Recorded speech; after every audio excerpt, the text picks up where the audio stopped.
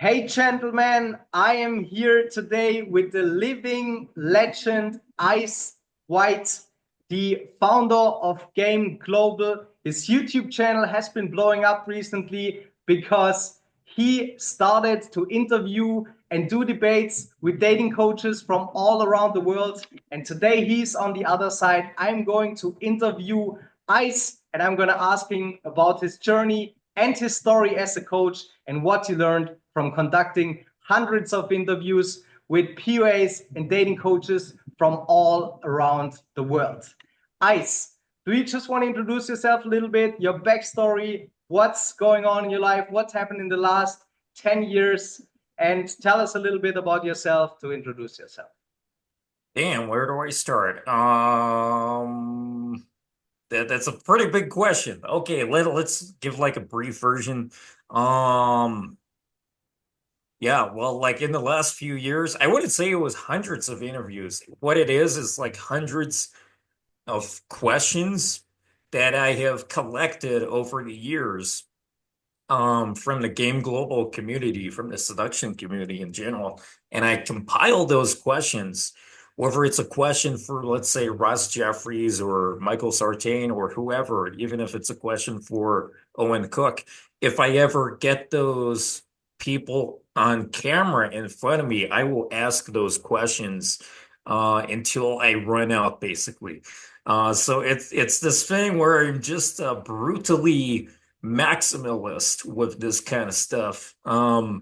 So yeah, probably not hundreds of interviews, but hundreds of videos in total, where I release one question in one video or maybe two questions in a video, and those are posted on a daily basis. So that's like the crazy thing I really got into in the last 2 years.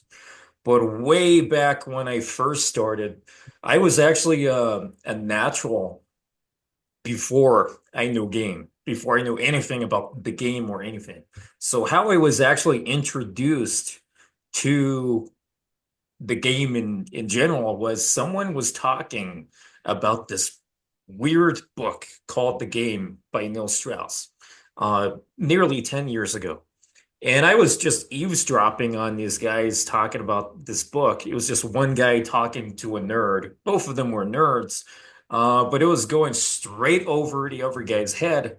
And then, long story short, I just like jumped in the conversation, and the guy gave me the book. And then I read it obsessively for like 1 or 2 weeks or whatever. And then after that, I suddenly found myself watching YouTube videos. Then I joined all like the real social dynamics Facebook groups and stuff like that. And then before I knew it, and this is only within like 3 months, from when I found out about the book to when this happened. In roughly 3 months or less, I started working with real social dynamics. But I was already a natural, so I didn't come into this because I was desperate or lonely or anything like that. My main reason probably was that I was good at getting relationships, but really terrible at keeping them. So just before all this happened, I had a breakup a few months before, or actually two breakups a few months before. I had a girlfriend, and then we broke up, and then 3 days later, I got into a relationship with her best friend. So I had no problem getting women. I just had problems with like fucking up all these social circles and be like, okay, I'm with her best friend. This is not like the only best friend pair situation I had, and that wasn't the first or the last. Um, yeah, it's just weird. I lost my virginity at a young age. I was a young teenager. Um, basically a crazy thing, and my wife reminded me this. She teases me about it.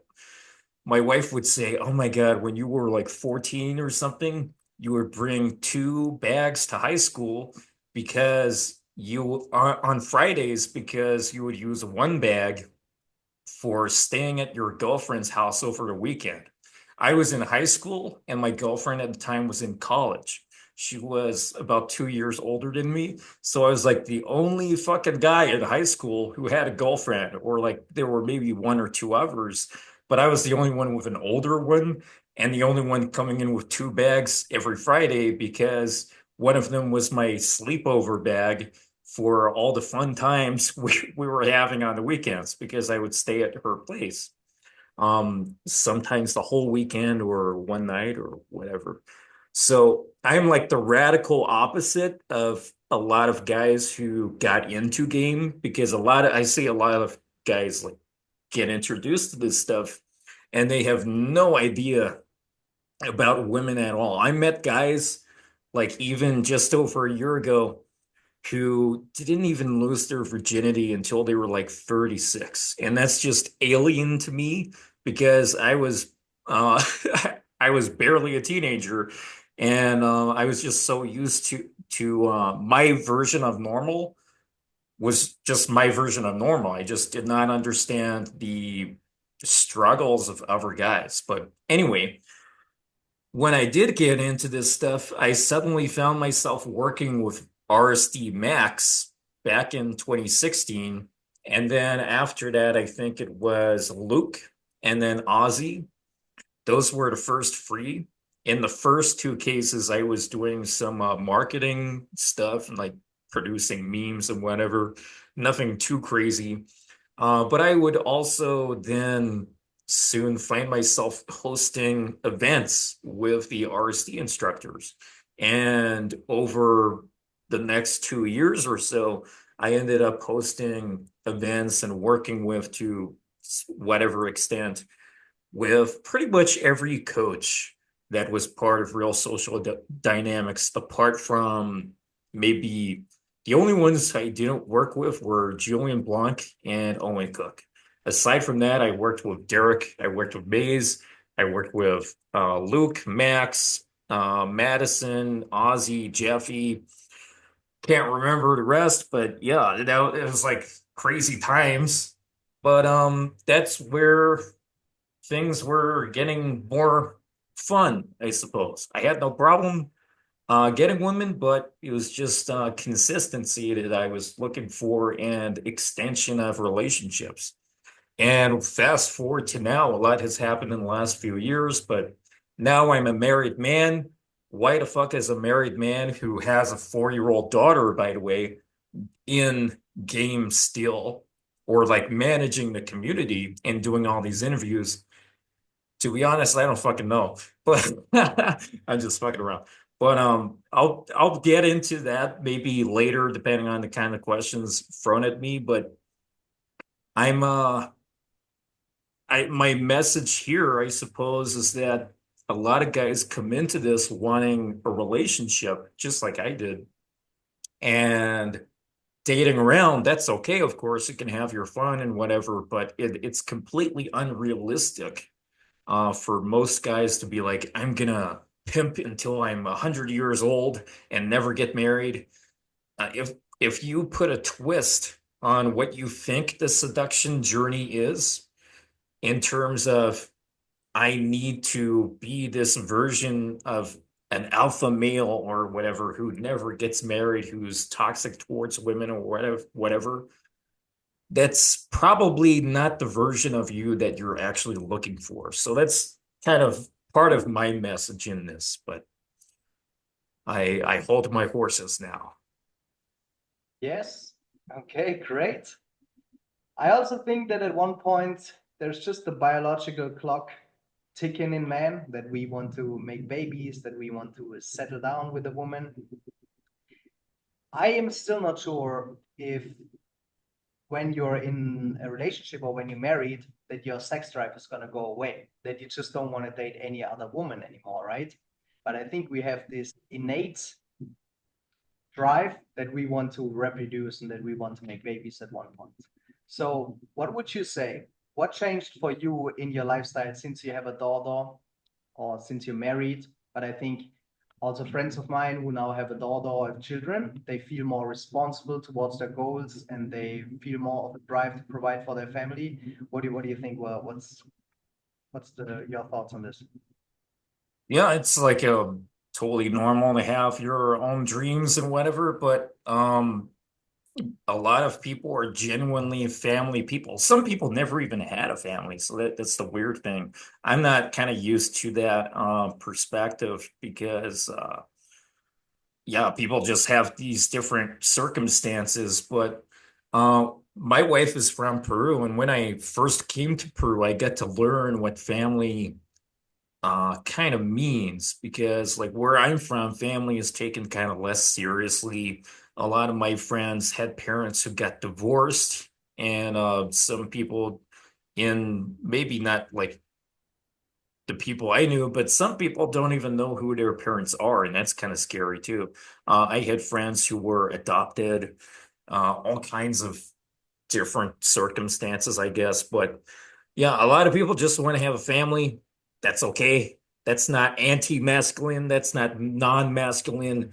What is masculine is what you want for yourself and for your future. And if you're kind of fixated on, let's just smash a million women and then die while having sex because your cum shot was too excessive, that's an extreme, that's a great way to die, but that's not not probable, I suppose. And there's nothing stopping you from chasing your dreams or whatever, but a lot of people realize over time what they actually want in this. And it is no contradiction to want a family or to want to settle down. That's what actually probably the majority of guys, we've done polls on this, want as their end result. Yeah, great point. Then I have a question for you because this is interesting. You're a natural, you came into the game. Most guys come into the game are lonely, depressed, frustrated, don't know what to do and say, have no plan how to get a girl into a relationship, don't know how to keep them in a relationship, don't know how to build attraction, be more funny, charismatic, confident, and all of these things, right? But I see one problem with the guys that don't have any game but want a girlfriend. You know, they want a girlfriend, but they don't have the skills to back it up. So they just settle with the first girl that they Yeah, see. yeah. And then they get completely Classic. destroyed, and their entire life is getting destroyed, right? So when someone comes into my coaching and they ask me, "Hey, Phil, I want to have a girlfriend. What do I have to do to find a girlfriend?" I'm like, become a player first, learn how to do this, learn the game, then choose from a place of abundance and not scarcity. So you probably talked about this a lot already, but what are your thoughts on this? Because it's coming from this so desperate frame. I'm so worthless without my girlfriend. I don't know what I'm gonna do on my own, you know. So what's your message to these guys? Yeah, I'm pretty much going to mirror what you said. Like you're absolutely right there. It's the irony of you desire connection. So like, oh, you finally got a woman who said yes. So then, oh, I'll take that. You cash out too quickly. Yes. In casinos and gambling, cashing out is probably a good thing because too many people get too obsessed and then oh, they didn't cash out, so they lost everything. This is not gambling. This is merely a matter of they take the first woman who says yes to like the most stuff in maybe for the first time in their life if they never had a girlfriend before or in however many years. Like before I knew a game, that's kind of like what my uh, pretty much all guys would have this kind of mindset. They'll just take whatever comes up because you're single for a while and then you're not, and then you have this relationship and then you're single again, and then you just take the first thing that comes along or maybe the second thing. So yeah, I remember first event I ever did in the community, nearly 10 years ago.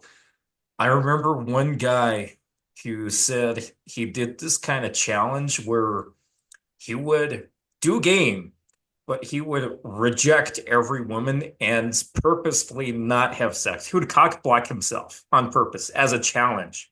And he was saying how disappointed he was because oh my God, this one in particular was so hot, but I kept loyal to the challenge and just didn't. I feel that because I did that kind of experiment before. So it's kind of funny. but guys just don't understand the difference until you actually experience it. Um, when you are doing game and just rejecting everyone, that is like the opposite of what happens when you do game and finally a woman says yes, and then you just take her because okay, first one in a while, I guess, or something like that. So yeah, choosing from a place of abundance, it's like first business offer you get, or think about it in terms of the first job offer, because there's only a certain mental capacity and capacity for time that you have. So if you're doing a job search, you apply for 500 jobs, which I have done before, and you take the first one and the pay is very shit. And then a second offer comes in and it's even better. Oh, you already just got this contract now, but you're tied in for a few months. Well, you just missed out on that other opportunity that you didn't wait for. So, yeah, I think people understand these kinds of metaphors, but not truly understand it until they actually experience it for themselves. Yeah, correct. Game is so funny. We've been in this for now more than I see it every week. years, Like right? someone joins one of these groups and then they say, hey guys, I just got out of this 12-year relationship. Or one that I saw maybe last week, 20-year relationship. Or one that I saw maybe 2 weeks ago, like 7-year relationship. I see this every week where guys are like, okay, I'm back in the game after almost a decade, or sometimes more than a decade in some cases, and then they're kind of back to square zero, and it's kind of sad to see. But there you go. Yes. Ice, what would you say? What is the main reason why you should learn the game? Because I see cold approach and game as a way to build confidence, to overcome your insecurities, to live out of your comfort zone, and to build the skills that you can create options for yourself, right? But what would you say? Why do men need to learn game before they settle? Well, if you have no, I kind of come to understand the word game in various aspects. I can think about it in terms of, as you see with these recent debates, especially between Marcus Wolf and Mr. Lucario, they disagree on what game is.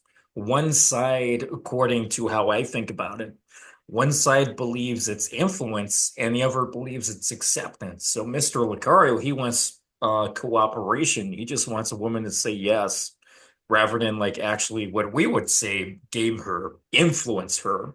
Whereas what I would say and what Marcus Wolf would say is we're gaming her, aka influencing her in order to maybe build attraction. I don't necessarily think about building attraction. I'm more of an assume attraction kind of guy because effectively you're kind of like a blank slate to the woman who has never met you before. But then that blank slate unblurs as she gets to know you. So I never thought of this metaphor before. It only just came to me now. Um, but when someone doesn't know your whole story until they actually get to know you for a few minutes, maybe 1 or 2 hours, and then they get to see the colors of your metaphorical painting. So I understand a game to be more like influence. And if you have no influence, it's like uh your choice of your choice is not only limited, but you have no negotiation power. So you could live the life of going to the grocery store and paying what they want you to pay, paying what you get, or you can have the power of influence and negotiation and simply have an abundance of options. So that's kind of like a strange metaphor or a bunch of metaphors put together. But if you're not able to influence, then your life is going to be a very linear thing where things happen to you instead of you making things happen in your own life. Yeah. I think that's the simplest way I could put it. So that's how you would describe the term game. Because what do you learn when you learning game really? You learn social skills, how to respect yourself, how to stand up for yourself, how to talk to people. And if you're the kind of guy who has social anxiety and you don't want to talk to people, then your life is also very limited because you don't want to go to places because it's like scary to talk to people, right? So Yeah. So you're in your own horses with those things on the side of their eyes. You get tunnel vision, yeah, and that's a metaphor for your entire life. If you don't see the opportunities to your left, to your right, below, up, and back, you're only going to see opportunities in one direction. And instead of your opportunities being 3D, your opportunities are maybe two dimensional, or if it does exist, one dimensional, because you're just letting things happen to you instead of being able to influence what happens in your life. If it's a complete mindset change, it's like I don't know. There are so many metaphors that could be chosen, but I'm gonna go around in circles here. But yeah, not being able to define your own path is like following a path that has already been set, and then you're frustrated with that path because you have no control over it, simply because you have no control over your own influence. yeah, So I'm kind of twisting it there, but you have to it all comes back down to this uh, very central rule, which originally was the second rule of Message Game in my book, but I found that it's generally a rule for life in general. It's simply one word: lead. If you don't lead yourself, then you are just subjected to gravity. If you don't learn how to glide, if you don't learn how to climb, if you don't learn how to run, if you don't learn a damn thing other than, oh, I'm just going to accept my fate and let things happen to me, you're just going to fall down and let things happen to you. And then if you're frustrated over your lack of options, you really only have yourself to blame in many cases because you are in charge. You are in charge of your life. Why let circumstances dictate that? that's what it comes really down to when you're learning game is that you take responsibility for yourself and your circumstances and what's going on, right? Because if you master the game or if you become really good at this, then all areas of your life improve. Because when newbies learn the game, then they understand, oh, okay, maybe I have to stop using filling words when I'm talking to women, or maybe I have to improve my fashion, or maybe I have to go to the gym or travel to places or live out of my comfort zone and all of these things, right? And back in the days in the RSD communities, tell us about your experience because for me, this was just so awesome. And it was great to meet people from all around the world. I was traveling in Europe to Barcelona, to London, to Vienna, and just meet all these people. And you had all these crazy wingman groups. So, what was the experience back then? Because there was this energy in the air, right? when the RSD guys, when Owen and Julian and Max, when they put all these crazy videos out there, the Tinder opener where you basically ask the girl if she wants to come to your place, or the RSD Julian videos, or the how to get women out of your league videos and all these crazy videos. They were so funny, right? And with all the PUA terms, with chodes, newbie, hard case, newbie, and all of these things. So, like, tell us about your experience back then and what you liked about it, or what you miss about it, or just everything. Yeah. It's kind of like a brotherhood where almost everyone is kind of like on the same mission. So it's like you and me have never met each other, but I just looked at your Facebook profile and we got 68 mutual friends. Like I was thinking about this yesterday, how many guys I'm connected with on Facebook because of the RSD inner circles back in the day, which Yeah. stopped existing in at the end of 2018. Um, Everyone was just like befriending each other on these groups because we're like we want to learn from each other and everything was such good vibes. There were the occasional assholes here and there every once in a while in drama or whatever, but that wasn't what the mission was for. So we just paid attention to the positives and we are like, let's fucking network and whatever. So it was this beautiful thing. Like I was just thinking yesterday how many random guys I have over 100 mutual friends with on Facebook that I still never met, but they're just connected with me or whatever. And then how many of our mutual friends that I have met or haven't met. It's a strange kind of thing. Like I don't necessarily remember if I would have met them, but here's the crazy thing that I did. Um, Having realized that I was in the position to, because I was actually the leader of the London group because I moved to London, and it was their biggest community, the biggest local one, and I started leading it within a few weeks, maybe. So I'm a quick climber in many forms, like in my entire life historically, but I made the opportunity to host events and I had no particular plan. I was just like, let's just do these things. And what I eventually made happen was random interviews. Like in 2018, I interviewed Ross Jeffries. That was my first in-person interview. Not the first interview I ever did because I did actually interview people before, but outside of this industry, it was more for like my game development, as in video games career. But my first in-person interview was 2018 with Ross Jeffries. And yeah, it was just crazy times. I just see opportunity everywhere I go and I take those opportunities. And I thought about since I go out at night to these nightclubs 2 or 3 times a week, why don't I make it an opportunity for other people to join me so that this is kind of advertised? So it was like I would go out, make a Facebook event for Friday night. Okay, this is the club we're going to this Friday. This is the one for next Friday. Everyone knows where we're going. They know I'm going to be there because I never cancel on myself. I made the plans. I'm fucking there. So, we never had less than 5 people show up to any of these night game events.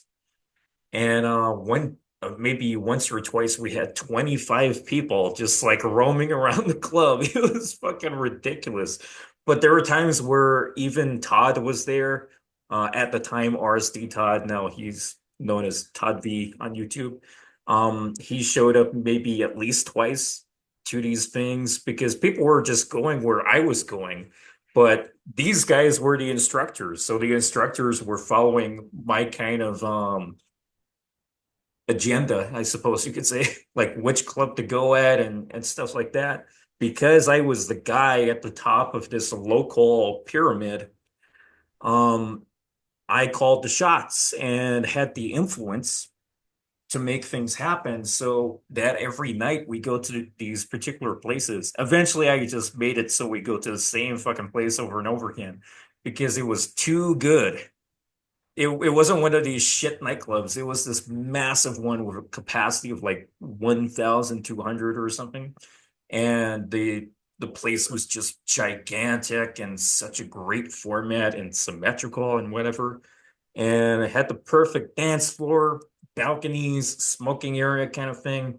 And you could do social circle game there.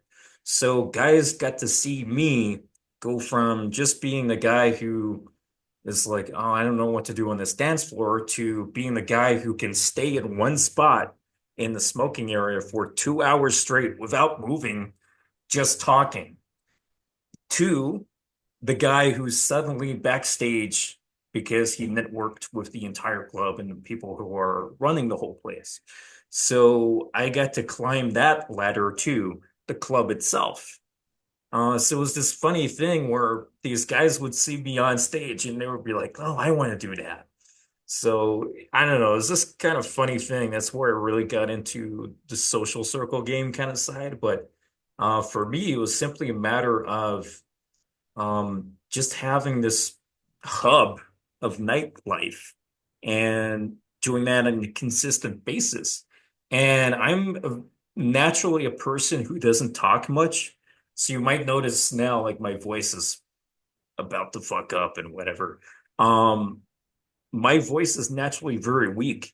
It only took me a few weeks of going out consistently, once or twice a week at least, to really get my voice to improve from like 10% to 70%. Maybe I'm being modest there, but um, because naturally I have a very weak voice, I'll probably never be 100%. But the change that I witnessed in myself happened within the space of a few weeks because I put a place on the map and said, let's go here consistently, or a bunch of places.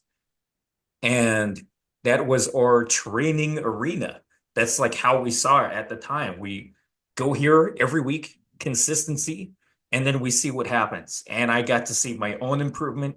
I got to see other people's improvement. But the main thing is that, oh, just by doing this, I was able to wing with essentially hundreds of different guys and learn hundreds of different perspectives. So instead of learning on YouTube from one particular instructor or whatever, I was probably watching like three particular people. I was learning from hundreds. So I got to learn so much faster in the field rather than watching on YouTube. So that is what I did, but I didn't do that. That wasn't consciously my plan. I was simply an opportunist. Very interesting, because I think that's what every inner circle leader did at one point. The RS of the RSD inner circles, right? So also when I wanted to learn game, I was not planning to become a coach or anything. I just started to run a day game workshop because I wanted to find Wingman and become good at it. Exactly. That's how I was. I want to find Wingman. I was like, the best way to do this is have this place to go every week. Yeah, that's actually the best strategy to find a wingman. You just go out every day and tell them, I'm here, come. And you just Mhm. have to go out the most and make everyone follow you. And then in that process, you become that man that other people look up to. And then it increases your self image and your own perception of yourself. And then you build these leadership and networking skills, right? And 100%. You put yourself at the center of the community. That's exactly what I did. yeah, and that's interesting. And did people then come up to you and ask you if you want to be a coach? Or how did Um, it wasn't like if I want to be a coach, but it was like someone just straight up asked me for coaching or whatever, or the fact that they were there, they didn't need to. I was just like, yeah, whatever. We're here right now. I wasn't asking for money or anything. It was just all fun and games to me. I didn't get into like the coaching thing until later, but essentially it was just putting myself in the middle at first on a local level. And then over time, I put myself at the center of the community on the global level by opening these up even more to other cities. Now I get 310. But another thing about this is um, it's kind of slipping my mind, but putting yourself in the center of the community is such a crazy thing because you also become seen as the guy who's doing it, the action taker. So naturally, you have the attention. You're not seeking attention. It's just you're so passionate and active that it gets the attention of the people who are in the community, and then you become the magnet of it. So a new way I'm kind of trying to enhance this for others is that within our game global communities, which came to replace the RSD inner circles after 2018, we got hundreds of these cities now. or we always have since 6 months after we started. Um, but I enabled this feature or recommendation so that you can join a group, any city around the world that we cater for, and we're going to cater for it most likely because we Yeah. target the even the smaller places. Like if you're in some random place in France, like Marseille, we get a city for that, for example. But anyway, we have this recommendation to make it so much easier. Where if you're looking for a wingman, you could just put a sticker says day gaming, who's out, night gaming, who's out, and follow that up with a live location. So even in Riga, in Latvia, if Americans probably never heard of it, but Eastern Europe, there's a city called Riga, random place, low population compared to what we're used to. Um, but there were multiple guys that put their live location just to do a day game. And I could check the map and I could see multiple icons. This guy's on this street, this guy's on the other side of the street. It's a beautiful thing to see because now instead of making these whole kinds of organized meetups or events, you can just put your live location and inspire others to participate in that kind of activity. So that's like the maybe the newest way of finding a wingman more efficiently, but I would love to see people do more of that. Yes, I I'm really happy and grateful that you started these communities. And this is real leadership in action because they're really important. You know, some guys that want to do a social Hmm. circle game, they want to do night game, they want to do a day game, they want to do online dating or whatever. But before you start any of it, I think you should master the cold approach. And finding like-minded people and going out with them is what really helps you. Because I've been sitting at home jerking off, doing nothing, watching RSD videos and mystery, thinking how I can go out. And then I found these RSD inner circle groups, right? So I have two questions.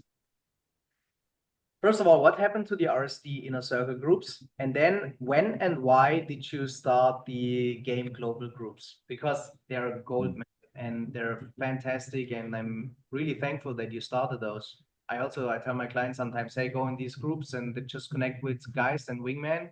If there is no other groups in your city, and also from the game global groups and the RSD groups, there's all these WhatsApp groups and Telegram groups branching out of it, right? I'm not in these groups, but I know that they're the most active and basically the backbone of the community now.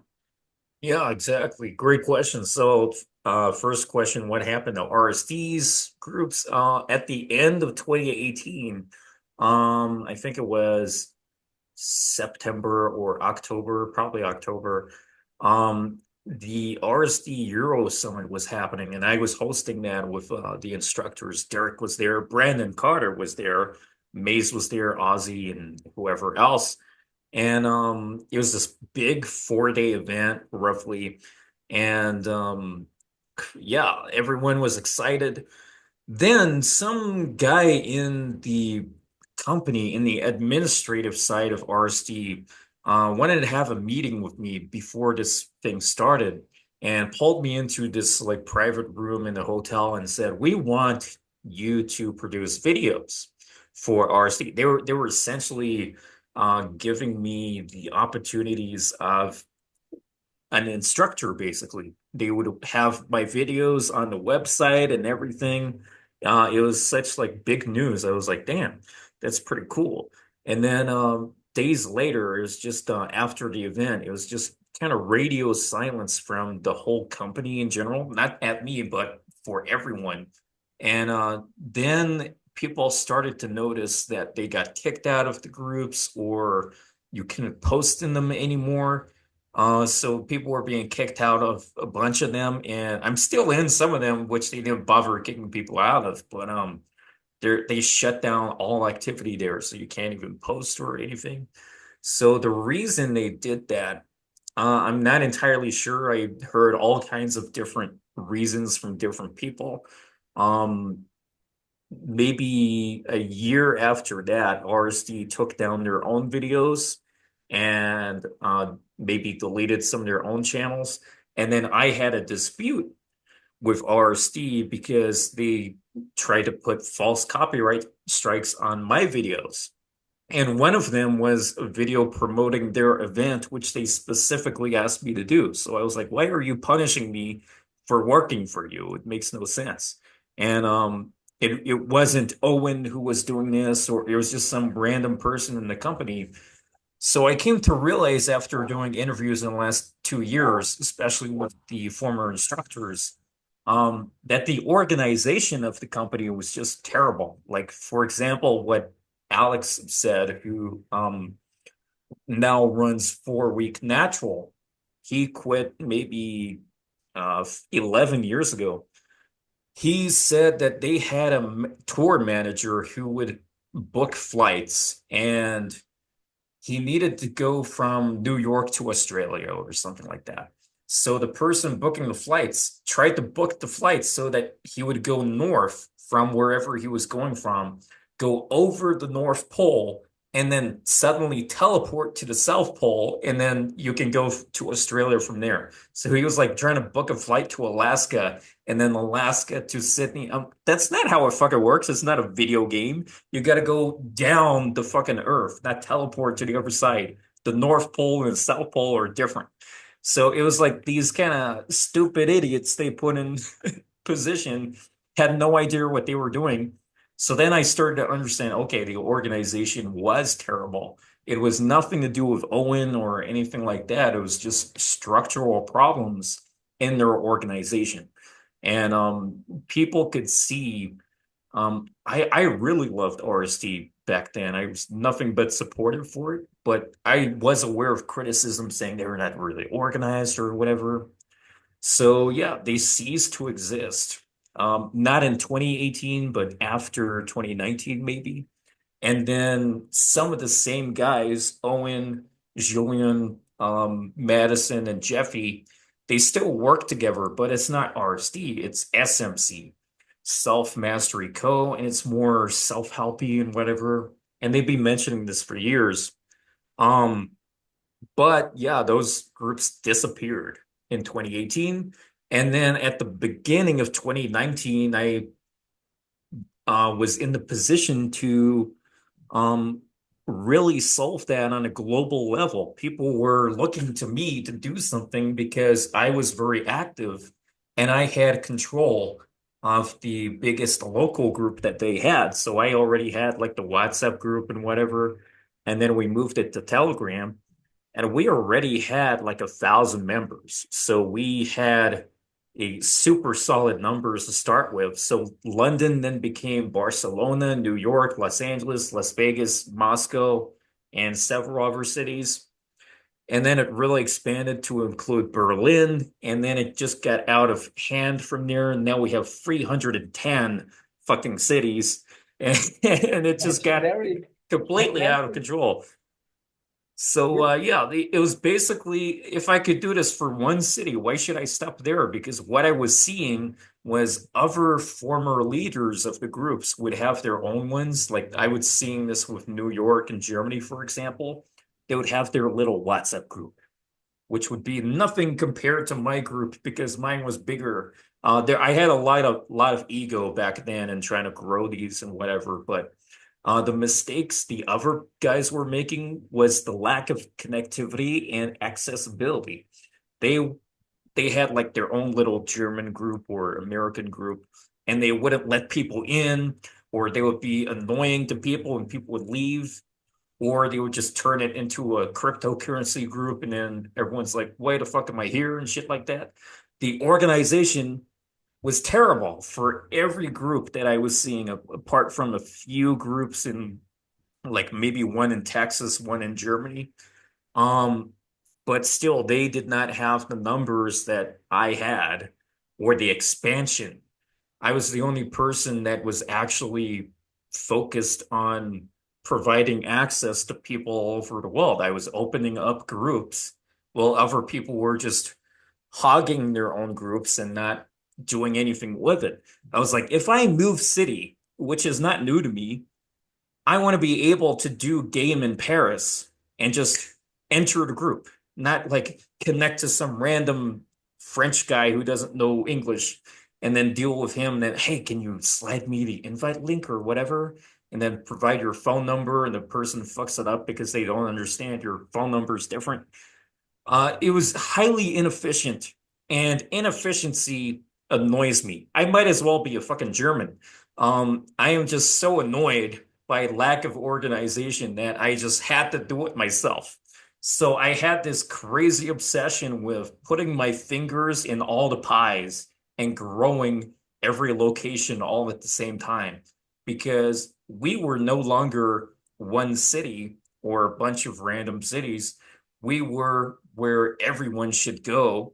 We should be the center of the community. We should fill the vacuum that was left behind. Yep. And I wasn't charging people money for access to these groups. I never have. And that's what kind of people suggest is you could charge even $1 and make a shitload of money. I was like, I don't fucking care. I want this to be free. I never would have paid for a group like this if it probably cost like $2. I'm stingy as shit. So I'm never gonna charge people to access people. I put people first. And I wasn't pushing my own coaching. The only thing I was pushing was we had two global groups, and one of them, it was differentiated by one is for the physical world, as in Daygame, Nightgame, and so on, and the other is for message game for the virtual world. So one's through your screen, one's in the real universe. And the message game group was really taking off back in 2018 before the local groups were a thing because I made some document analyzing my own messages on Tinder or whatever. And people were looking at this. I posted it in one place before the RSD groups disappeared. I posted it in like one group in RSD, and then it spread like fucking wildfire overnight. And next time I looked at it, because it was Google Docs, you could see in the top right corner those random icons. It would say 25 people are looking at it right now. They would have like those random animal symbols and whatever. So I was like, what the fuck? Who's looking at all this stuff? And I was getting messages from out of nowhere, and I screenshotted them over time, and I got hundreds in my files, even from back then. If I don't count in the last few years, from way back then, I had fucking hundreds of these messages saying, "Oh my God, your Tinder guide is amazing." Um, I only really had like 40 pages or less, and it wasn't even like methodology or anything. It was just my examples and super brief analysis. And people were copying my style, and they were getting dates the next day or even the same day they were reading it. So that's where things get kind of crazy from the perspective of my own personal coaching journey. I wasn't really coaching people. I was just showing people a guide. And then a year after that, 2019, once RSD was dead, or the community at least, one of the guys who went on to co-found Game Global with me suggested that I turn it into a book. And then he said, write it in like 1 month or whatever. And I said, no, give me 6 months. I want to do it right. I'm not rush it or anything. And then I released it finally in 2020, and it became a bestseller. So if you look on Amazon, sometimes it's in the top 10. Sometimes it's like number 4, number 7 for online dating. And Amazon isn't so reliable because sometimes you'll see like number 2 is some random thing that has nothing to do with the topic, but it became a best-selling book and sold in so many countries around the world. I didn't sell like 1 million copies or anything, but with the community that I built at the core, just by using that, my book became a bestseller. That's the only way I was marketing. Um, so yeah, I wasn't really selling coaching. Maybe had a few people come up to me, and I was like, okay, let's do this like custom thing and whatever. But aside from that, it was really all about this new book that I had, and then things went crazy from there. Yeah.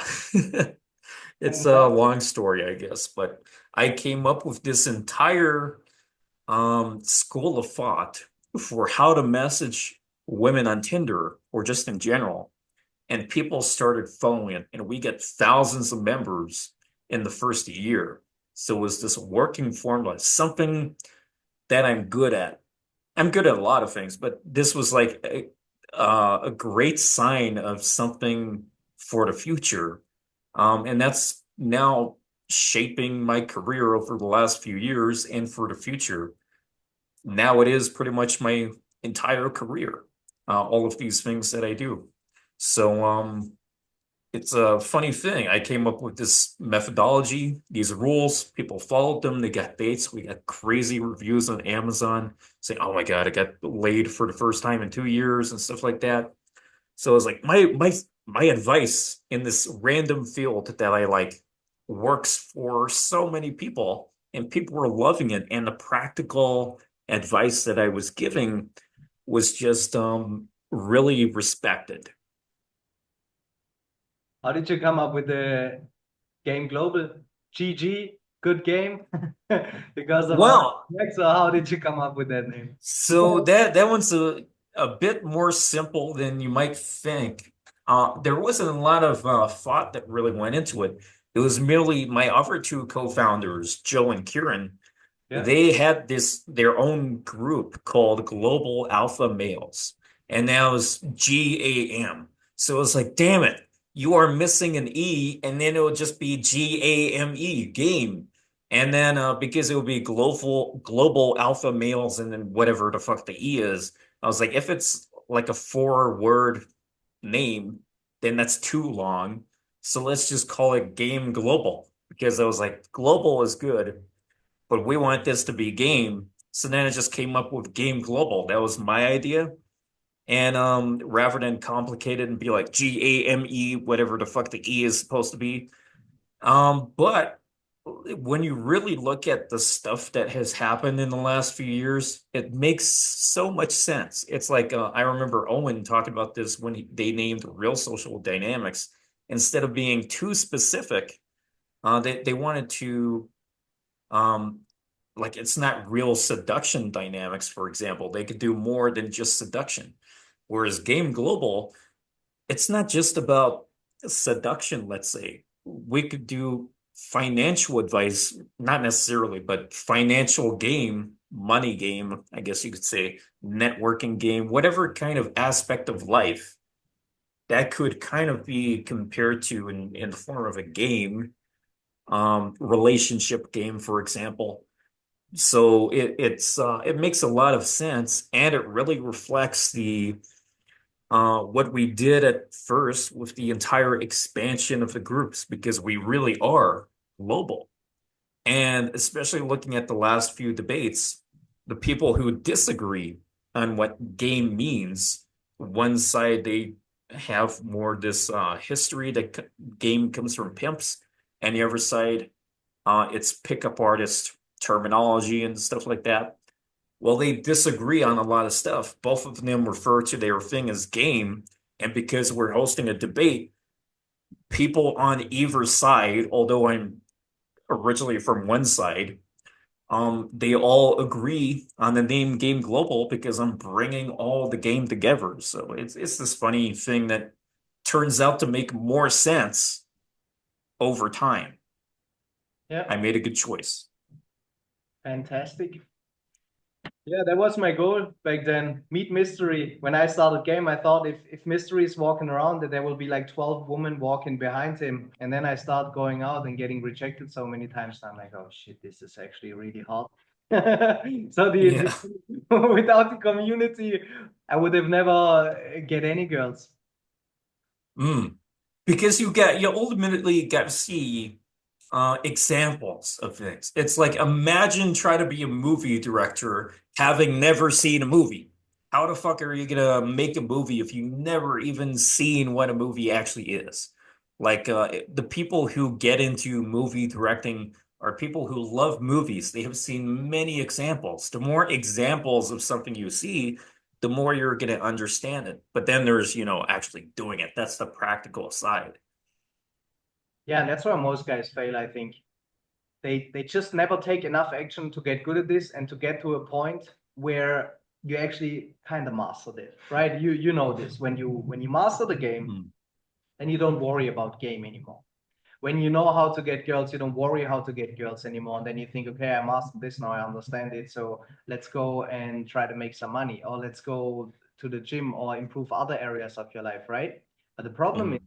that so many men, they think, oh yeah, I'm gonna make the money, and then I'm gonna work on my career, and then I'm gonna work on my body and get the six pack. But then they never take action in game, and then they never get anywhere. Yeah, they could. I know with gym goals, people set their expectations or goals too extreme, and then they're like, "I'm not meeting this quota that I set in my head, so I'll just give up and do nothing." It's better to do something than to do nothing, but simply having a community where you can see the opportunities and see what's going on, that inspires you. And if there's someone who posts tomorrow some incredible field report, maybe that could be the one thing that pushes you over the edge to actually force yourself into taking action. Like that's the thing, being exposed to it, and the people who are actually doing it. Just like you said, if you're the one active, the one at the center of the community, Yeah, you're the magnet that is attracting more action takers, yeah. inspiring action to be taken. So funny. I can remember when I posted my first lay report, and I was not even getting laid a lot. Like right in the beginning, Yeah. you post a field report, and everyone thinks you're this crazy player. No, it's this funny thing. Yeah, you post a field report, and everyone is going crazy in the comments and hating on you. And Oh how my did you do God. it? It was like the first time you got laid in 3 months. Because No, that's hilarious you mentioned that because like I used to make those kind of field reports back in the day, but then I realized there are guys who are doing this who the only reason they're writing this field report, or like I call it field report because it's better not to attach the result to it. yeah, So I just blanket call it field report. As I advise others to do too. Um, because you can learn regardless of what the outcome was. But anyway, I was writing these field reports and I would see this in others, and I would see exactly that. I would be like, the only reason this guy's writing this field report with this result is because he hasn't got laid for like a year or something. So he's excited about it. I finally had sex, but he doesn't write about that sometimes. So it's like if you were making a field report or sex report for every time you had sex, like if you're good, you'll be posting at least 3 times a week. So or twice if we're being modest, but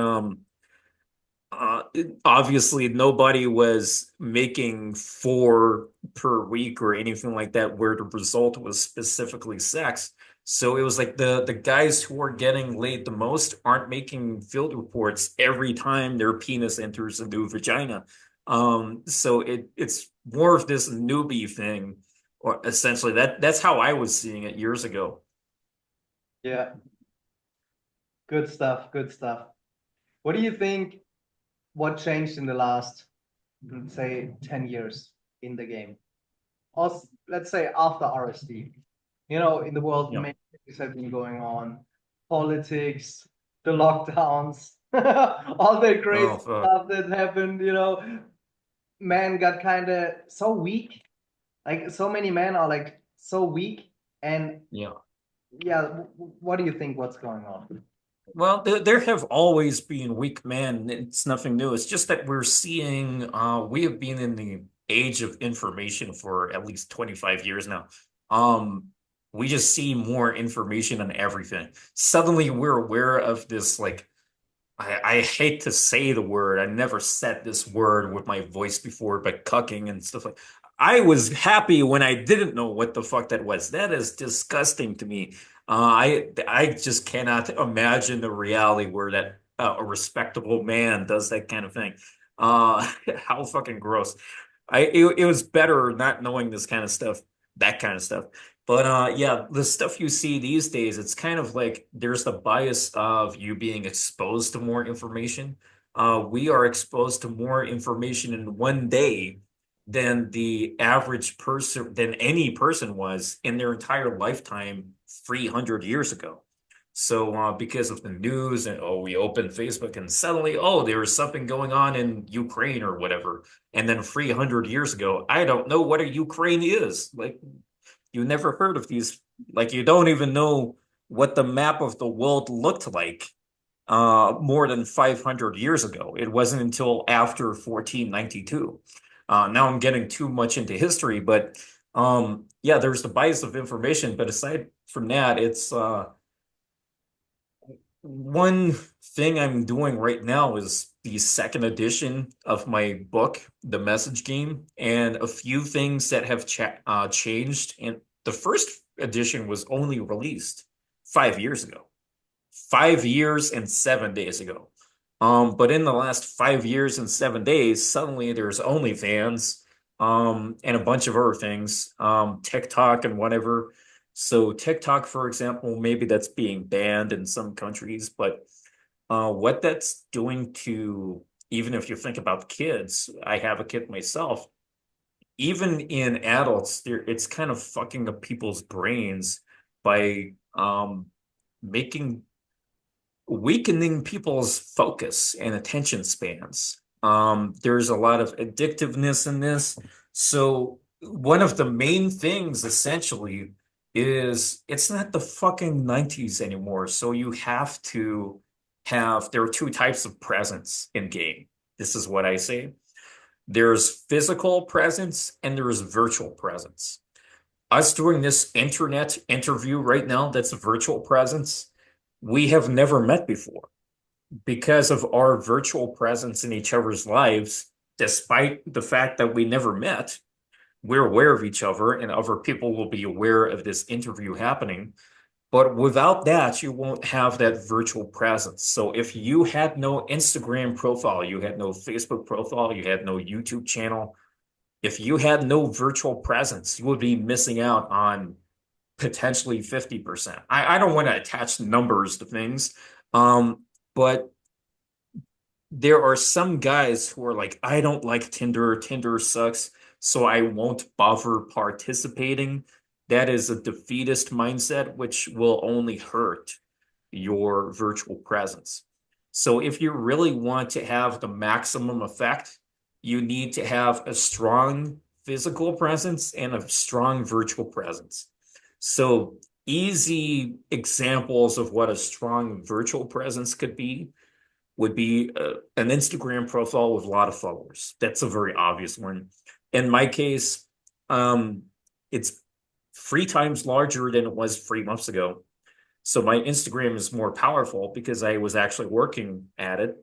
And my YouTube channel is very strong now, way stronger than it used to be. It doubled in 1 year from 2023 to 20, the end of 2023 to the start of 2025. It doubled. So doubling your internet presence, such a powerful thing. It's one thing to double from like 1 subscriber to 2, but it's another to go from 5,000 to 10,000, 50,000, 100,000, and so on. Because these numbers never really expire unless you get banned or whatever. But aside from the exceptions, these things are for life. So if you focus on building your virtual presence, that is social proof that works for, or free marketing too, that it works for you for the rest of your life for as long as you maintain that, AKA not get banned or whatever.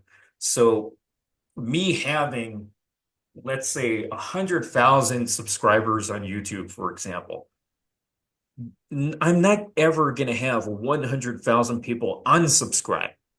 I might have, like, if I never do anything, any more videos, I might have 2,000 people unsubscribe or whatever, but those numbers are going to fucking stick. And I can either keep doing what I do or I can do nothing. I could either build my virtual presence or not do anything at all. So what I'm getting at here is in the last 10 years, what a lot of guys have been missing out on, or even in the last 13 years, because of Tinder's popularity since 2012, a lot of guys have been missing out on their virtual presence, not doing anything to build it over time. It's a long-term investment. And at the same time, it's the same thing with society. There are a lot of people who are not investing in the stock market, for example. So their money won't grow. They'll just do the game of go to work, go home, spend money, get paid, spend money, get paid, and then their money or their net worth never actually grows or by much. I believe in growth. So I want to grow my virtual presence. And a lot of people are just missing out on that, just like they are with financial growth. So it's like I cannot comprehend a reality where I go to work like a 9 to 5 and I don't invest in myself. I don't grow my money. Why am I wasting 40 years of my life spending the money that I receive as soon as I receive the money? I know a lot of people who live paycheck to paycheck simply because they spend the money that they get. It's to them, it's like, yay, I can spend money, and then it disappears, and then they get it back, and they never grow anything because they just buy stuff that doesn't do anything for them. They just buy like purses or bags, whatever, fashion that decreases in value. Um, you need to increase your value over time. I believe in the long-term game because if you're doing nothing now, if you're doing nothing about your Instagram, for example, I'm not a flashy fucking Instagram guy. I'm like, I used to be so anti fucking Instagram. I find Instagram kind of unpleasant. I don't spend my time scrolling on it and looking at titties and whatever. I never downloaded TikTok. But what I did do is work on my profile so that when people discover me, it makes me more powerful to their perspective because everything's about perspective. And the other thing, like red pill, whatever, especially in the last few years with these podcasts and whatever, um, there are so many guys who are having this bitterness or this strange attitude towards women in general. It's like women are the enemy. They just want to cheat on me. And there's so much paranoia.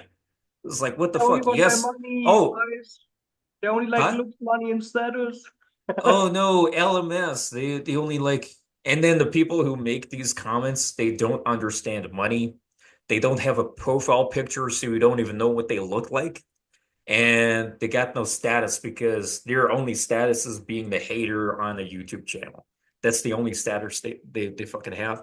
And yeah, I fucking hate those kinds of mindsets. It's like, oh, the only possible conclusion of you getting these women is you're paying them.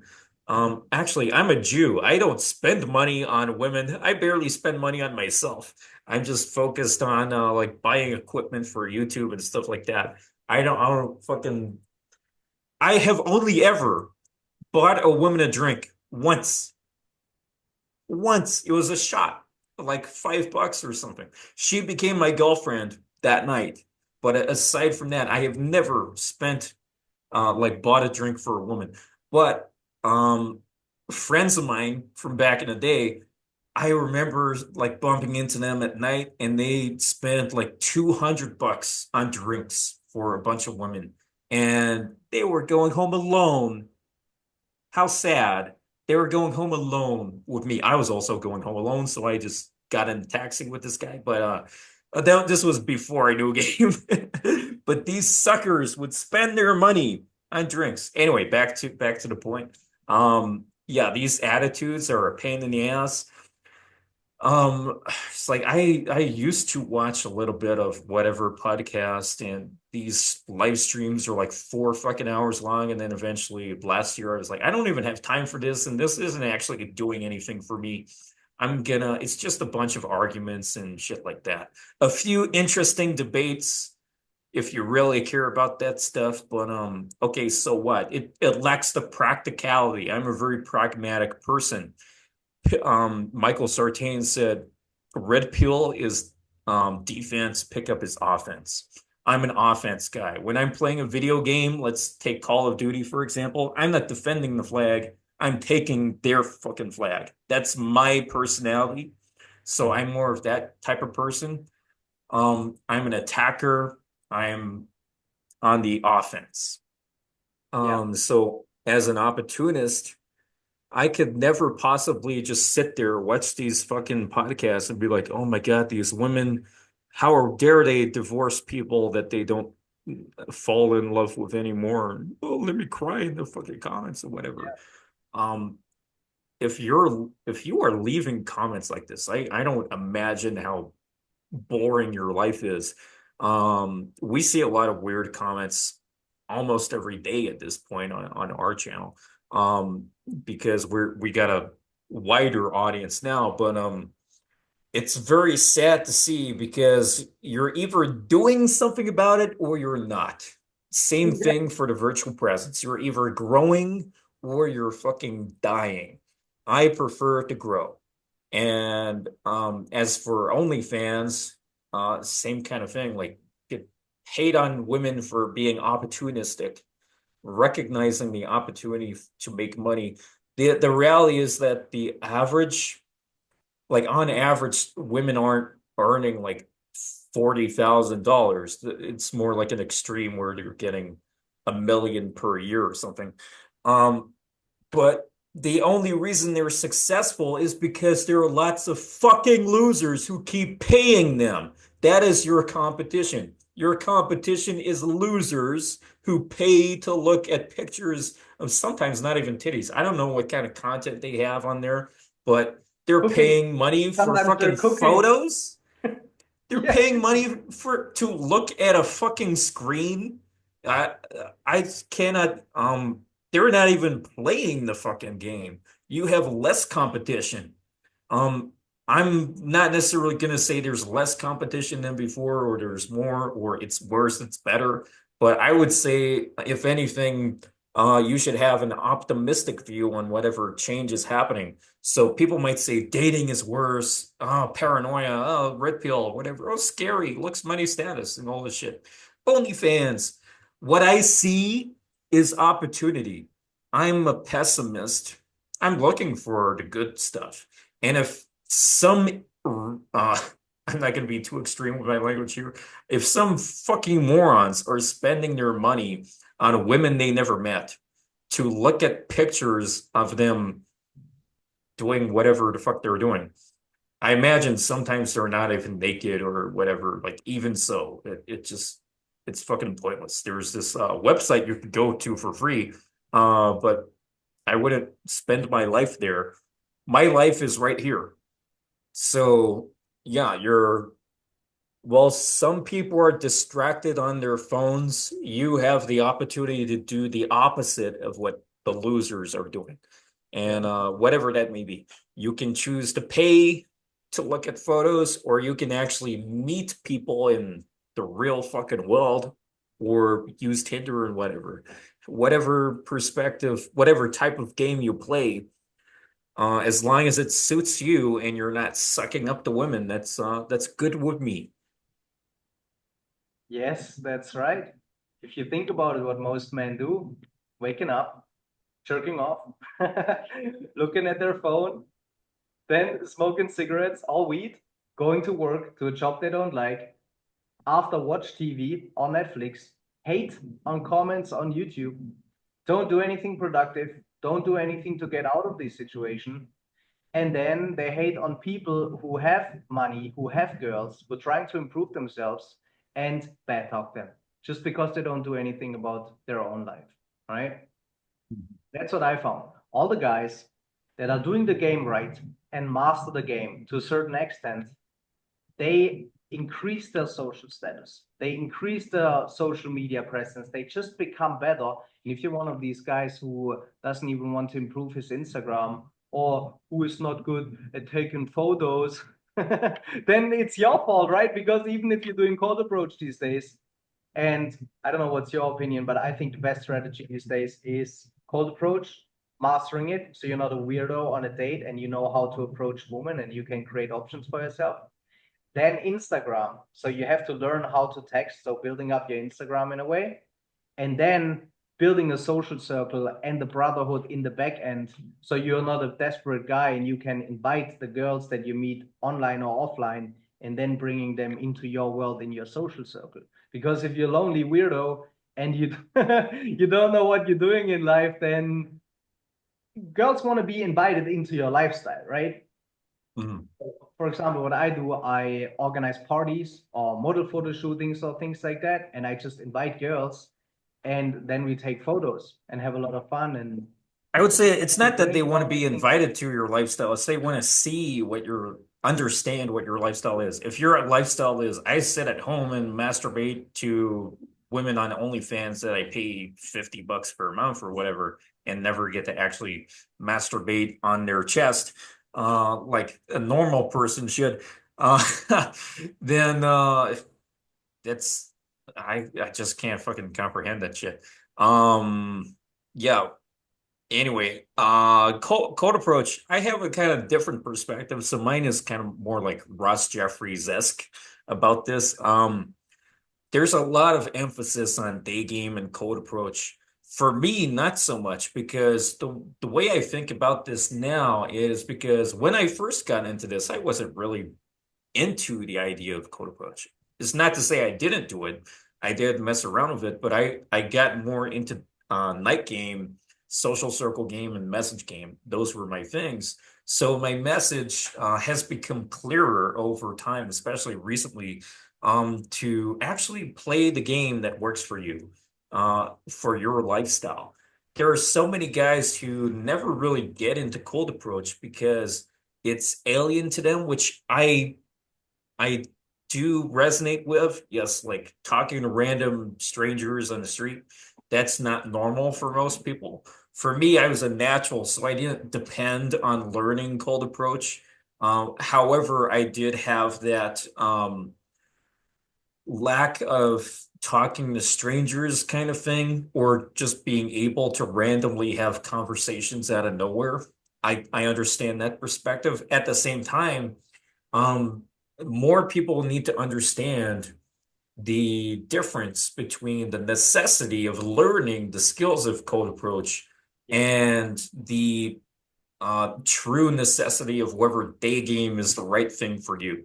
So most people are fucking, well, I wouldn't say most people, but a lot of guys are scared of day game.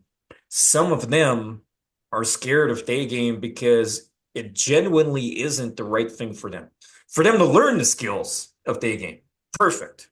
But Yeah. for them to do it every day for the rest of their life or on a regular Yeah. basis, it doesn't necessarily make sense for some people. Learning the skill, 100% go for it. Yeah. But a lot of guys become frustrated with game because they focus too much on day game and don't consider the other options. Because when you look at the PUA community in general, I would say there are five pillars of game. There's day game, night game, social circle game, message game, and the inner game. If you remove inner game, which is inner game, there are the four pillars of outer game, which are the first four that I said. And those are the practical ones, the things you can do. And there's particular emphasis that guys have on day game because it's the one that's less normal. Night game, that's normal. Like your parents have done night game. They got into nightclubs. That's what I'm saying. Social circle game that's relatively natural, and message game outside of the seduction community, that is the most popular form of game that people do, and they're not even aware that it's called a message game or that there's this thing called the seduction community or all these things. More people, more than 50% of there have been studies on this of couples. This is in the USA. Meet Now online. meet in the last few years, more than 50% meet thanks to the internet. So mostly because of online dating like Tinder, of course, but that is the most popular form of game. um, in society. Most people just don't see it as game. But anyway, what I'm saying here is you need to choose the game that actually works for you and your lifestyle. If you're a lawyer, I don't imagine that day game would be a priority for you, like going to Washington Square Park or um, whatever equivalent in your city. Um, Night game might make sense, but social circle game especially. If whatever your lifestyle is, doing the game that works in line with your lifestyle and your goals is customized and personalized to you. So a lot of people get too lost or fixated with the day game thing, especially not to pick on day game, but because it genuinely doesn't fit their personality or lifestyle. It's good to experiment within and do whatever, but I believe the most powerful form of game is the combination of social circle game and a message game. And most people don't realize that. I didn't even think about it in this way until recently, but essentially when you see Michael Sartain, for example, that's kind of what he's doing. When you, because most people now meet online, when you're able to access so many people through your Instagram, Tinder, all these things are ways of meeting people. And again, for anyone who is absolutely in love with Daygame, there's nothing, I'm not hating on Daygame or anything. Any way you can meet people, meet women, that's a good way of meeting people. Like you're still meeting people. So it doesn't take away from the fact that any avenue that helps you meet someone is a good avenue. It's merely a matter of optimizing which avenues work for your life. Yeah. However, when it comes to a social circle game and message game, again, your virtual presence is a very long-term thing. If you have no internet profile, nobody's going to be able to look you up and see, oh, this guy's a best-selling author, YouTuber, or whatever you may be a musician. They're not going to be able to see that information by themselves in isolation. It's like you would have to tell a story over and over again to every single person you ever meet in the future for the rest of your life. Or you can have that amazing information told for you in one post every time you make a post. They can now find that I'm friends with some celebrity who was in the movie Gladiator, for example, on my Instagram. They could see that I was on a Just Pearly Things episode, or more than one. So enabling the discovery is automation. If you can automate your game in that sense, then that's a perfect way of doing work once instead of every day for the rest of your life. So I'm all about efficiency and message game plus social circle game. It's the most efficient long-term kind of game. You can't necessarily make a social circle or learn message game, or technically you could learn message game overnight. There are the reviews on my book. But social circle game, that's a very long-term one, and having good virtual presence, that's a long-term thing, doesn't necessarily happen overnight. You just have to establish that over time. Couldn't agree more. I agree with a lot of things. The main reason why I'm teaching day game and cold approach is because most men are just like socially awkward, right? And what Michael Sartain is doing is awesome. I love it. So basically, his social circle game is that he is doing bikini events or charity events where there's a lot of attractive women, and then he's leveraging them. So very intelligent. But I can tell you one thing: Michael Sartain is probably not bad at cold approach either. You know, he looks good, he presents himself well, he's an alpha, he speaks loud, and if he wanted to cold approach, he could do it. So he basically has the characteristics that you need to be good or that you learn in cold approach. You know what I mean? Yeah. However, I would say there's a second side to this. So, in Dan Bilzerian's book, for example, he's a big social circle game kind of Yeah. guy. He literally used the combination of social circle game and message game to become the most followed man in the world on Instagram. Now, not anymore. It's Ronaldo or whatever, but he used to be the most followed man on Instagram. In his book, he was put in a movie called The Other Woman. I remember buying it on DVD when it first came out back in like 2011 or whatever. Um, my hopefully my memory is accurate on that. Um, he had a role in the movie. I think he was cut out of it, but he was supposed to approach Cameron Diaz in the bar and flirt with her. But when he went to do it, he when it was happening, he just couldn't do it. He just didn't have the kind of like cold approach skills because he was too reliant on his version of game. His version of game works for him, and he's an extreme example because he did something different. While everyone else was doing cold approach, he was doing something completely different, and it worked amazingly. And he gets a lot of hate, but what I'm saying here is he wasn't really able to like flirt with her with for the movie because that's not how he structured his game. So he was awkward more than anything else. So it doesn't necessarily carry across, but it's kind of funny because to have a game, you don't necessarily need cold approach. And again, I just want to emphasize for the people watching here, Dan Bilzerian is an extreme example. I recommend learning how to like talk to a woman, but he didn't know what to do for this movie. I'm probably butchering the metaphor, but I recommend checking out his book because he explains it there in on his own terms. But yeah, essentially, um, some forms of game can be more challenging than others. And while he's super successful in this other part, the cold approach became alien to him after a while. So it's kind of funny, the other side of the coin. Yeah. Yeah. Cold approach for me is a skill that you can then use in your all-day life when you're going and meeting friends, when you're going to a restaurant, when you're going to a bar, when you're going about your day to bring people into your life. Then they go on your Instagram, they see what's going on your Instagram page. You have social proof, you're pre-selected, you're cool, you're just demonstrating that you have a cool lifestyle.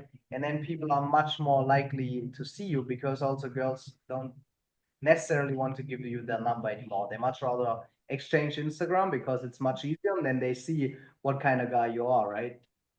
Yeah. And And if you just go for her phone number, you get no information or yeah, exposure from that. So she can't see what you did today. If I think about my game back in 2018, for example, every time I would go on a date or some of the time, I would take a photo of like the food we're having or what we're doing.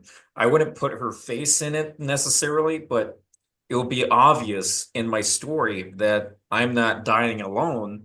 So then people are exposed to that. If you only take phone numbers, they're never going to have this information. And in isolation, this is one thing, but if I add the information that I was doing this multiple times a week, or maybe even just once a week, she would be exposed to all these dates that I'm going on.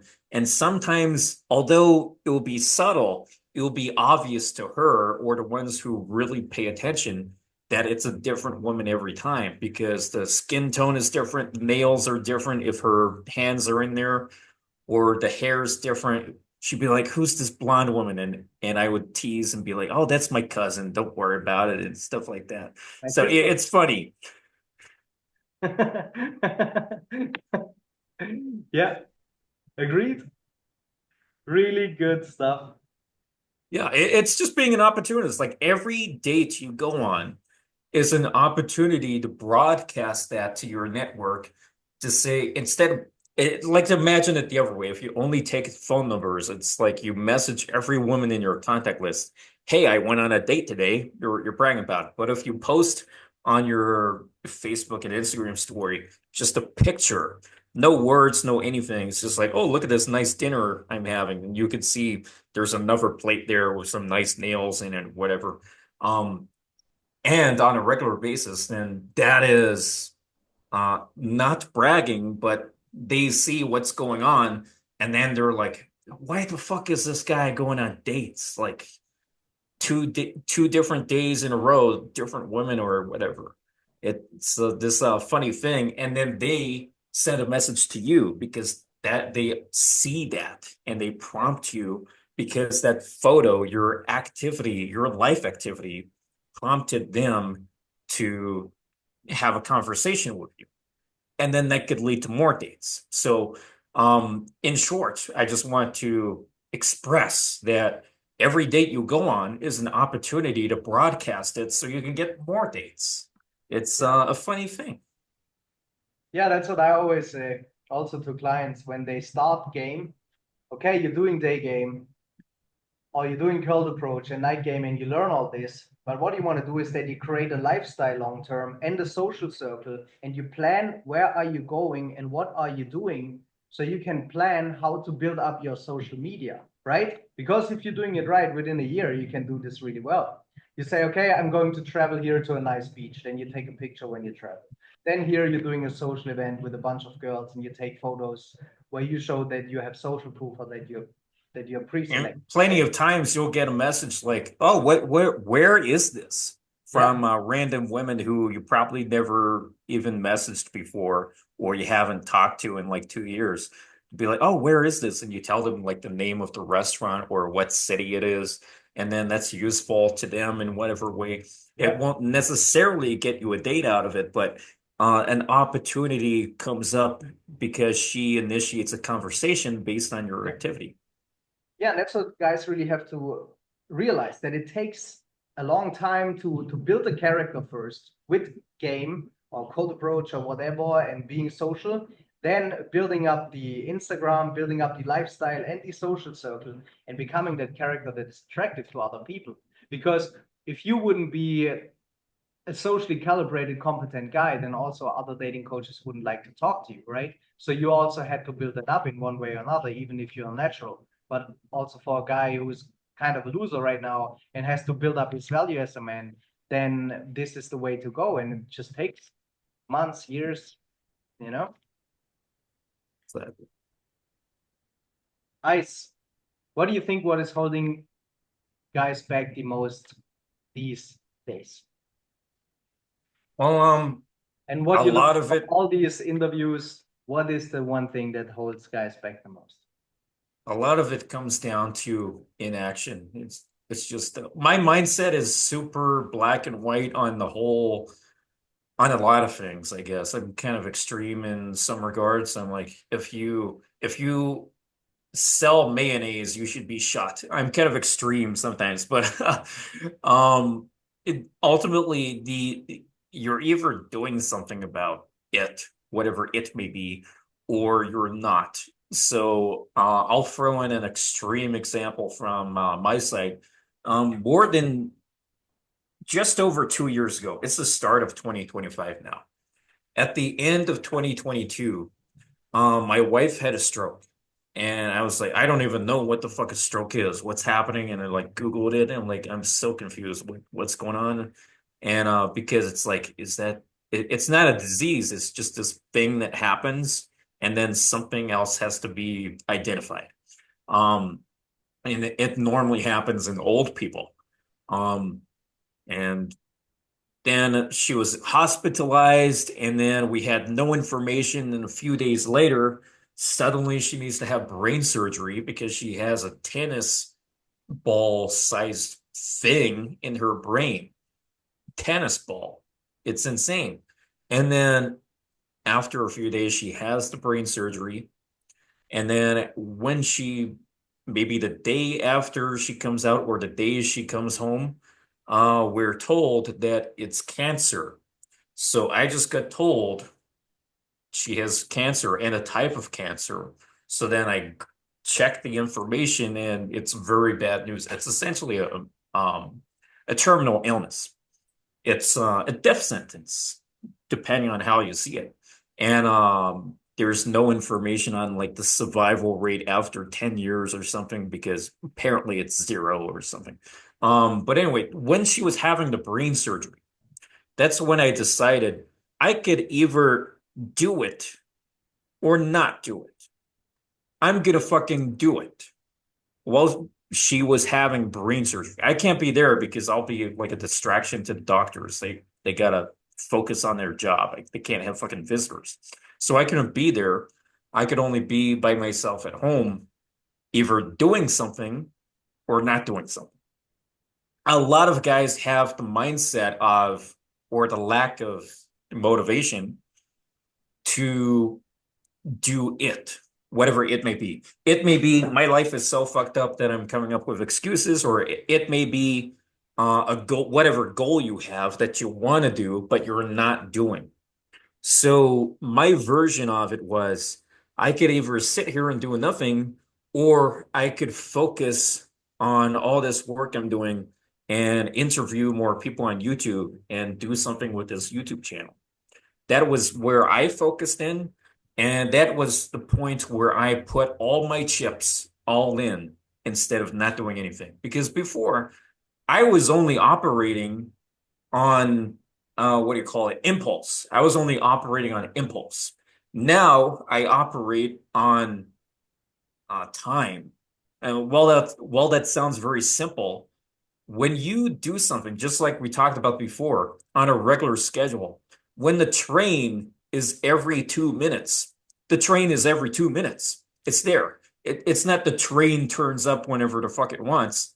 You cannot operate on impulse. If you set yourself a schedule, and while this sounds super basic, it really is a big fucking help. If I interview, like I did, one or two people per year because of impulse, I'm not going to get many views. But if I do a dating coach panel like I've done for a year and a half now, once per month, now I have this set schedule where this type of content is happening once per month. I have this other thing which happens more in impulse because it's harder to plan, but I have these other things that are also happening.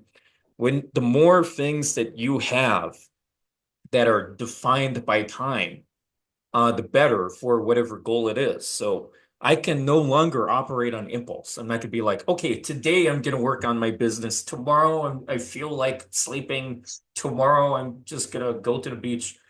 Your life cannot be operating on impulse and then expect things to work out. You have to have this discipline of a schedule, something that happens on a regular basis. Just like we talked about before, every Friday, we're going to do Nightgame. If I was operating on impulse, I wouldn't have had these several weeks where my learning curve goes up. Consistency requires that you set the time for doing whatever it is, not impulse. Feels like, oh, I'll just go out once whenever I feel like it. It's never gonna fucking happen. So you need to operate not on impulse, but on actually making sure it happens by dedicating the time to it. Because every Friday, it's Friday. So you have this window of attachment. Okay, every Friday something happens. Friday happens every week. So why don't we have whatever needs to be done happen every week? It can't be fucking impulse. So yeah, that's what really drove me to I realized I was surrounded by fucking fire because my wife's brain is being fucking opened. They have to cut open her skull. I didn't see until I get to the hospital or when they actually took the thing off. Her scar where they opened her head went all the way from in front of her ear to beyond the middle of the top of the head. That's like most of the top of the head, basically. It's like more than 25% on the skull. And like there was no bottom of the skull, you know.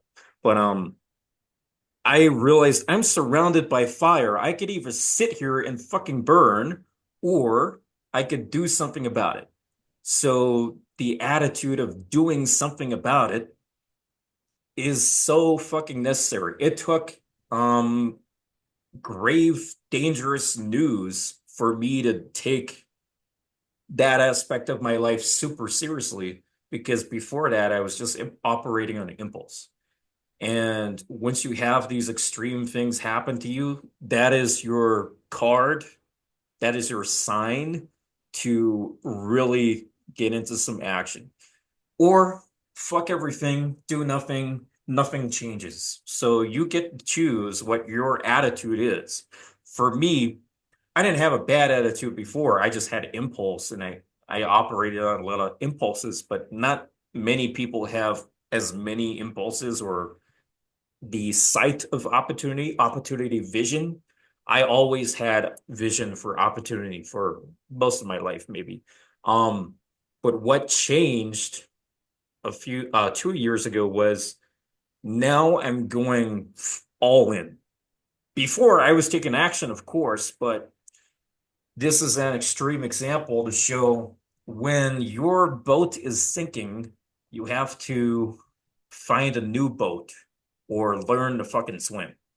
Or you can just choose to do nothing and drown by not learning to swim. So it really is as simple as that.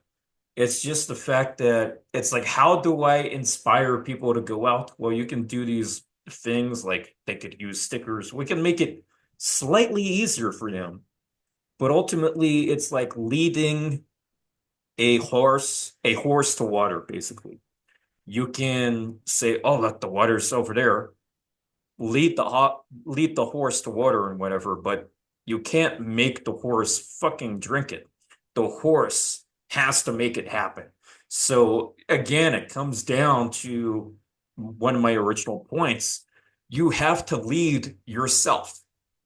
And a lot of guys are missing a lot of just everything in general when it comes to women because they're waiting for the woman to lead. That makes no fucking sense. You can't wait for the woman to lead. If you were waiting for the woman to lead, just like, let's say, the 36-year-old virgin I was talking about earlier, let me wait 36 years for a woman to put her vagina on my already erect penis. That's not how it works. You have to influence. You have to do something about it. You can't wait for other people to do things for you. You have to be the leader of your own life. So I'm a natural born fucking leader. Like from from a super young age, when you're a baby, you can't lead. You're useless. For like if you were put in a room and your parents disappeared off the face of the earth, you will basically starve to death. Unless there's like food next to you and your evolutionary impulse came in. It's like, oh, there's milk next to me. Let me just drink it.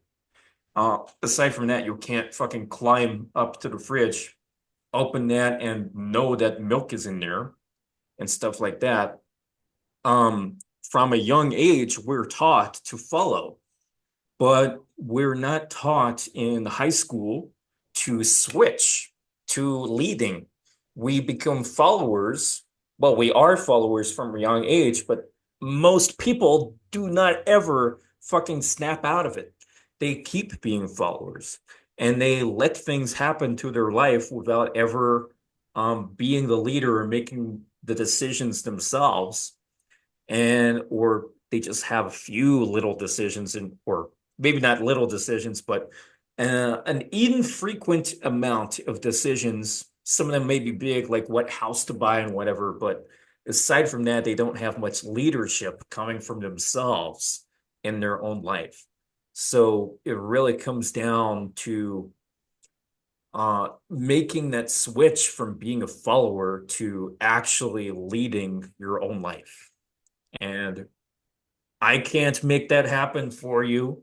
Only you can. Unfortunately, there's no way I could be like, here's the box of doing things. Let me just put that in your head. It's not something that can be given. It's something you can only realize and make happen for the rest of your life. And that's not easy. Yeah,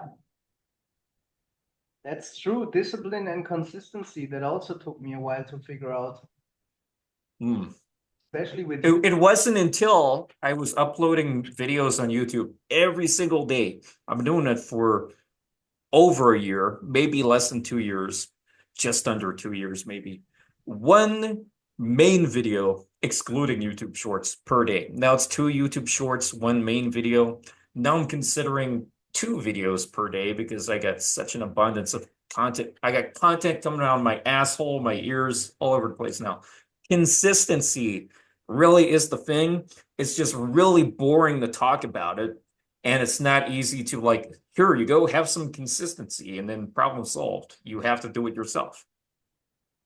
Yeah. And therefore, you have to stop listening to your emotions and stop being a pussy. So you have to just do the things that you say you were going to do because everyone kind of knows what to do. And then they ask themselves, why should I hire a coach? Maybe to hold you accountable. I love it. Yeah. Yeah. Yeah, like if you're just having someone, hey, what are you doing? What are you doing today? Did you approach? Did you update your Instagram? Did you do all that? You would already be much further ahead in life. So it's also kind of a broke people mindset to never achieving or setting any goals. It's interesting that most people never set any goals. They don't have No, any. it's They kind don't of write fun. I them don't down like, necessarily have goals, like black and white goals in mind, because for me, I'd be more of like drift into whatever direction. Not in terms of like everyone else, but I would just do things. And because I did so many things, like I was a game developer, I was in security and whatever other things. I did a variety of lots of different crazy shit.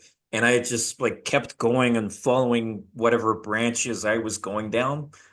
Most people aren't like that, but that's how I kind of did things. And then once I went down those branches or rabbit holes far enough, then I could understand the goals that I wanted. That's just me, but yeah, yeah, for a lot of people, it probably takes a lot of experimentation, just like I had many years of experimentation to identify what their goals should be. It's not like, let me just come up with some random goals. There's a lot of experimentation needed in life in general. yeah, 100%. 100%. Fantastic. We're already talking for like 2 hours. Yep. It's fun with you, I can tell you that. Ice, let's go to the end of this. Tell me a little bit, what is the vision behind the Game Global? Why did you become a coach? Where do you want to take this in the future? How can I support you? Just everything about Game Global. What do you want to tell us? Yeah, at this point, what makes sense in the future is keep doing the debates, keep doing the panels. They are hugely successful now. Um, like what's different is, well, other coaches, they make videos about their advice. And I used to do a few videos like that, just like once or twice a year on impulse. And I simply didn't really have time for that. But once this situation kicked in my life, I realized I could find a more, not immediately. It took me a few months to have the dating coach panel a thing. But at first it was like, okay, I'm going to interview Rollo Tomasi and then I'm going to interview this guy, this guy, this guy, whoever comes to me. And then after that, it was like, at this point, after like two or three interviews, um, Rollo Tomasi, Daniel Neslick, Bad Boy, and Alex James, 4 Week Natural, by then I was getting too many people want me to interview them because other people weren't, they were doing like video collaborations maybe, but they weren't doing like in-depth interviews for like 2 fucking hours. um it's rare to see that these days, or now it's becoming more popular, I guess. But um after like two or three interviews, I had too many people and I not much time. So I was like, why don't I interview everyone at the same time? I could just ask one question and I could get a variety of answers, and then ask another question, get another variety of answers, and just see where this goes. And then I did that every month, pretty much every month. I did move a few months ago, so I had a little gap. But pretty much every single month, um, for the most part. And yeah, that was like the direction that I went in from around September 2023. So that took maybe 9 months from the first new set of interviews. Um, but yeah, the direction we're going in, it's pretty expansive. 2 or 3 weeks ago, I announced a new expansion. So I realized, and we knew about this 3 years ago, but the boot camp side of the industry, it's expensive. They don't happen too much. A lot of people can't afford them, and they're in like other places or whatever. None of them are in Africa, for example. I was like, why don't I make a version of boot camps which are reduced in time, more compact, but more accessible because they're cheaper, but also more frequent and localized. So I could have a coach in Miami, a coach in New York, coach in Los Angeles, coach in Cape Town, and the prices can be adjusted for the economic power of each country. So Africa, for example, there are no boot camps there because nobody has the money to spend 2,000. It used to be 2,000. Now it's more like 3,000 bucks people are charging for a boot camp. Nobody does boot camps in Africa. Only African ones do, but they do African prices. So because we're game global, we got our hands fucking everywhere. We are expansive. I could raise coaches from these local places and some already established coaches. I'm not going to name any names because there are some still yet to be confirmed, but already established ones. And they could do their sessions every 2 weeks in their city. So they're available. Not everyone is going to get signups like every 2 weeks, but it's there. It's accessible. It's cheaper. So I'm kind of undermining the boot camp industry by having this new structure of we call it coaching days. So it's kind of different to boot camps. It's not 3 days. It's more like between 2 hours and 8 hours, and it's kind of more personalized, and more frequent and cheaper. So those are the benefits, and we found that 65% of people who have taken boot camps in the industry in general did not find it worth the investment. So to solve that, we can do something else. And we did a lot of research behind it 3 years ago and ever since. And we tried it in New York. So one new thing we're doing is undermining the entire industry. Instead of me being one coach or two co-founders, so free coaches, I could have a team of 20 coaches. Right now, I have we went from like free, me and my two co-founders, but we don't really do local stuff. Um, Now I got a guy in Barcelona, Mexico City, Budapest, Belgrade. Um, did I say Barcelona? London, as Chicago, some probably coming up in Miami, New York soon. We had New York in the past before a few times. Um, I could have these coaches all over the planet and never have to personally attend those because those coaches are coaching their own thing. And then I'm effectively hosting a platform for these coaches. Some of them are relatively um, they don't have their own brand necessarily, or they're not so discovered. So I'm giving opportunities to a lot of coaches, and some are already established. So everyone works as the same team. And this is what we were kind of like our mindset at the very beginning. We're this huge cooperation across the entire universe. Instead of me being, I am the coach, this is my way of doing things, buy my products. I could have the entire industry operate under one team. In reality, that's not really going to happen. There are always going to be other companies and whatever, but I could be the new, effectively real social dynamics, but even bigger on a local level would be one difference. Um, but yeah, that's one thing.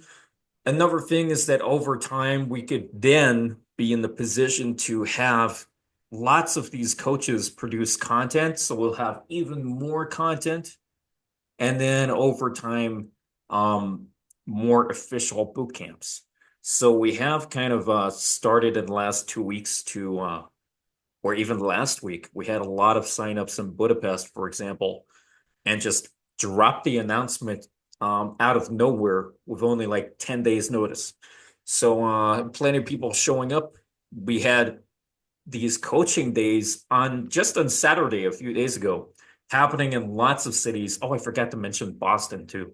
Um, on the weekend, there were events happening at the same time all over the world, just in different time zones. So we had people being coached in Barcelona, Budapest, Belgrade, Boston, and Mexico City, pretty much all at the same time. And that's just within 2 weeks of announcing this. And we're looking for more coaches to come forward. It's not one of those things where I think RSD was only paying like 22% to their coaches. I give the vast majority of the earnings to the coaches because they're the ones doing the coaching. And all that we do is we provide the audience, the clients, and like the groups and the structure and whatever. We provide the sales page, and then they do all the coaching. So it's kind of like I have turned the seduction industry and applied like an Uber model to it. So instead of having one taxi company in one city, I could have lots of taxis in every city. Yeah. Applying that kind of business model to Game Global would be far more successful. Yeah. Also, what's great, guys like you, me, Mystery, all these great coaches that are in the community for like more 5, 10, 15 years. Maybe it would help to train newer coaches, because men are so desperate these days. But maybe you could do like a hierarchy with guys that Yeah. are in the game for 5 or 10, because there's a lot of coaches out there these days that really don't know what they're talking about. Yeah, there are a lot of There's unqualified ones, and fucking we get some seriously. very experienced coaches who really love this idea, who have nothing to do with Game Global, but they're like collaborators from the past, maybe. Yeah. And they're really willing to like advise on this and stuff like that. Yeah, and another thing is like there's a lot of toxicity in the industry, and we started doing this maybe the end of 2019, I think, when I first moved to Peru. We created a game glossary. So we also got now that I think about it, on Sunday, we're releasing our interview with Baxter, Mystery's wingman and business partner. And we were talking a lot about the history and how a lot of the history has been lost, a lot of the resources. Yeah. Game Global is like the Vatican archives, the Library of Alexandria. We're preserving knowledge. And I used to work for Google, so the mission statement was all about information accessibility. If you want to search something, you Google it and the information's there. By making information available, like we also have game maps, for example. If you want to know which places to go in London, Lima, New York, Los Angeles, Sydney, we got maps for, I think, at least 20 different cities where locals and myself, if I have been there, we map date locations. I made the entire London one by myself. I made the New York one. I made at least half of it. I made all of the Lima one by myself. I made several others, a bit of Paris, for example. Well, I put in date locations, streets where you can do day games. So it's like a box highlighted in blue. This is a good place for day game. Here are some malls that are worth going to. And here are the best clubs in the city, whatever your taste is. So we have that kind of information. We even have game houses. If you want to know where Project Hollywood used to be and what years it was operational, we got a fucking map for that. And we got like any game houses that are open, which is like if anyone doesn't know what a game house is, it's essentially like what Project Hollywood was. A bunch of PUAs living together, at least two. I used to be part of one. So people who have those or were part of one, it's on the fucking map. We preserve information. And because we centered ourselves at the middle as the community, like you said, the backbone of the community, Yeah. or the industry. It's therefore an opportunity to preserve the knowledge. And our game glossary, for example, we made an opportunity to remove some of the stupid terminology. You said yourself earlier, you're not one of those guys who has a pseudonym. You use your real legal name just like I do. So you're not fucking hiding anything. There's a lot of there are a lot of coaches out there who are using fake names because they don't want to be canceled by the job they work for or whatever. I was always using, or my legal name, and I did have problems with Facebook, but pseudonyms like mystery, not to criticize mystery or anything, um, those are old school things which were before the game. And I think if we want to be a respectable industry, and it's already a pretty nasty industry as it is with a lot of unqualified coaches, scammers, and so on, we need to be using our real faces, our real names, not hiding anything.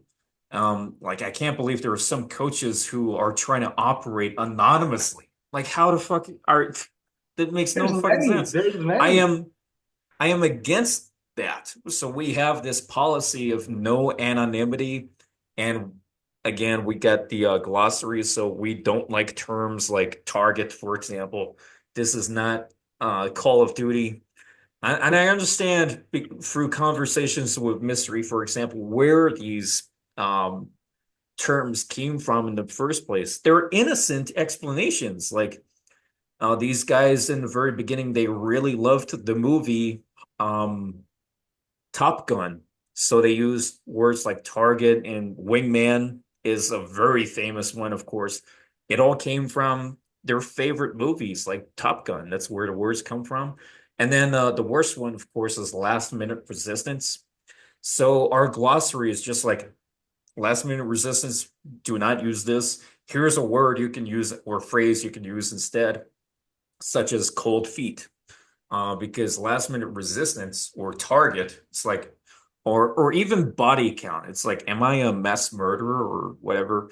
It's just rethinking these kinds of things. And like I said before, lay report. How about field report? Because while the outcome is a good to mention, you can learn from any field report. As if there's something to learn, it's a valuable field report.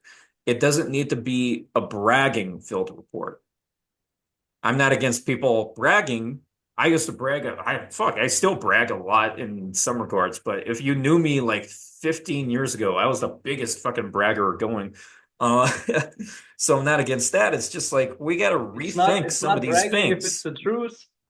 Yeah, but It's yeah, not exactly. bragging if it's the truth. I tell you that. Like some people say you brag, but if it's the truth, it's not bragging, it's the truth. So, if you achieve something, then why not talk about it? And also with the entire game global community, this is epic. I'm experienced in game. I met pretty much all coaches somewhere, like Mystery Backstore, Alex Social, RSD Max, Julian, everyone, right? But what Yeah. you're doing with the game global community is very good for everyone involved. Well, here's like the reason we do debates and panels. It's like aside from what I mentioned, simply becoming too busy that I can't do all these individual interviews anymore, and I didn't really know much about some of the people who were coming to me wanting interviews. I was just like, I'll just ask questions people want to know, not making it about them, but about what the community wants to know from the questions the community submits and some questions on my own that I can think of. Because it's much more useful to know what people actually want to know than just like, tell me about your business or whatever, that kind of stuff. Well, interesting as that may be, and I didn't necessarily know these people, but the real reason, the real benefit of the panels and the debates is, well, sometimes it's great for the views having these debates and so on. The ultimate value here is the clashing of perspective or the differentiation in perspective. because if you have such a narrow mind, it's going to limit your opportunities. If we have a clashing of mystery method and speed seduction, we get to understand both of those perspectives more by comparing them. Sometimes comparing is not a great idea, but simply having these ideas sometimes challenged, but where the panels are concerned, a more neutral ground.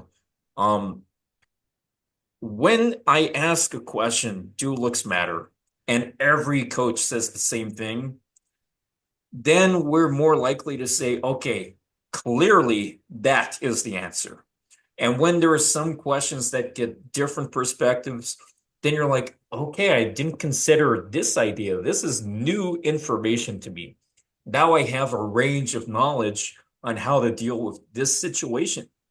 So I get this, I think Shawn Michaels said this kind of idea best, like having these conversations, not just debates, but panels, the sharing of different perspectives from these different coaches is the best thing. And it hasn't been done for nearly 20 years. It used to be done, like they used to do seminars together, like Mystery did a seminar with Ross Jeffries at least once 20 years ago. But there's no footage of that. And people loved it so much. It's like when the movie Spider-Man No Way Home came out and we got to see all three Spider-Mans, it was like everyone had a great fucking time. We're like, everyone was happy because they got what they want. And when we see the Avengers, all the superheroes are there. Oh my God, the crazy amount of stuff happening. Super interesting stuff.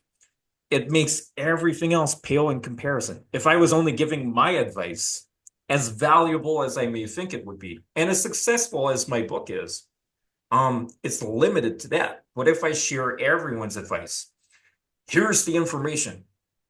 Here's the center of the community in terms of community, information, resources, and a bunch of other things. I am building the ultimate magnet, and that is attractive to everyone. So that is kind of what Game Global aims to be. The Fantastic. hub of everything. Yeah. And yeah, and also when you're in contact with all these coaches, then you're kind of getting like a central station to different things, right? People are always going to prefer one coach over another on who they want to learn from and what's the philosophy. But if you bring in like all of these things together and all the information and different perspectives, I think this is also going to help people in the future to see it and also as a reference for people later when we all are gone. Yeah. We get to audiences get to learn of other coaches. Like I'm mixing like our panel in a few days, in 2 days, we got probably 11 people coming. I may have gone crazy with the invites. Um, but that's 11 audiences that are ultimately gonna watch. And then some of those will be like, oh, I don't know who this person is, but I like what he's saying. And then we all win. We all fucking win because Yeah. there's mutual benefit to be had everywhere. And I I admit I'm making a lot of gains in subscribers because of this very reason. I recognized years ago that, for example, me interviewing Ross Jeffries, he no longer had an active YouTube channel, so I was gaining his audience for my channel because I was releasing his content, well, new content with him. And then the same is true for various RSD former coaches who no longer have a channel.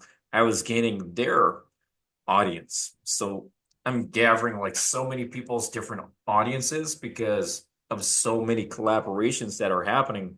But at the same time, for the viewer, that's my benefit. But for the viewer, they get to learn about a coach that they might resonate with more than the ones that they're used to following, or just like gain new answers, a variety of answers, and then everyone fucking wins. All the learning in one place. Yeah. Yes.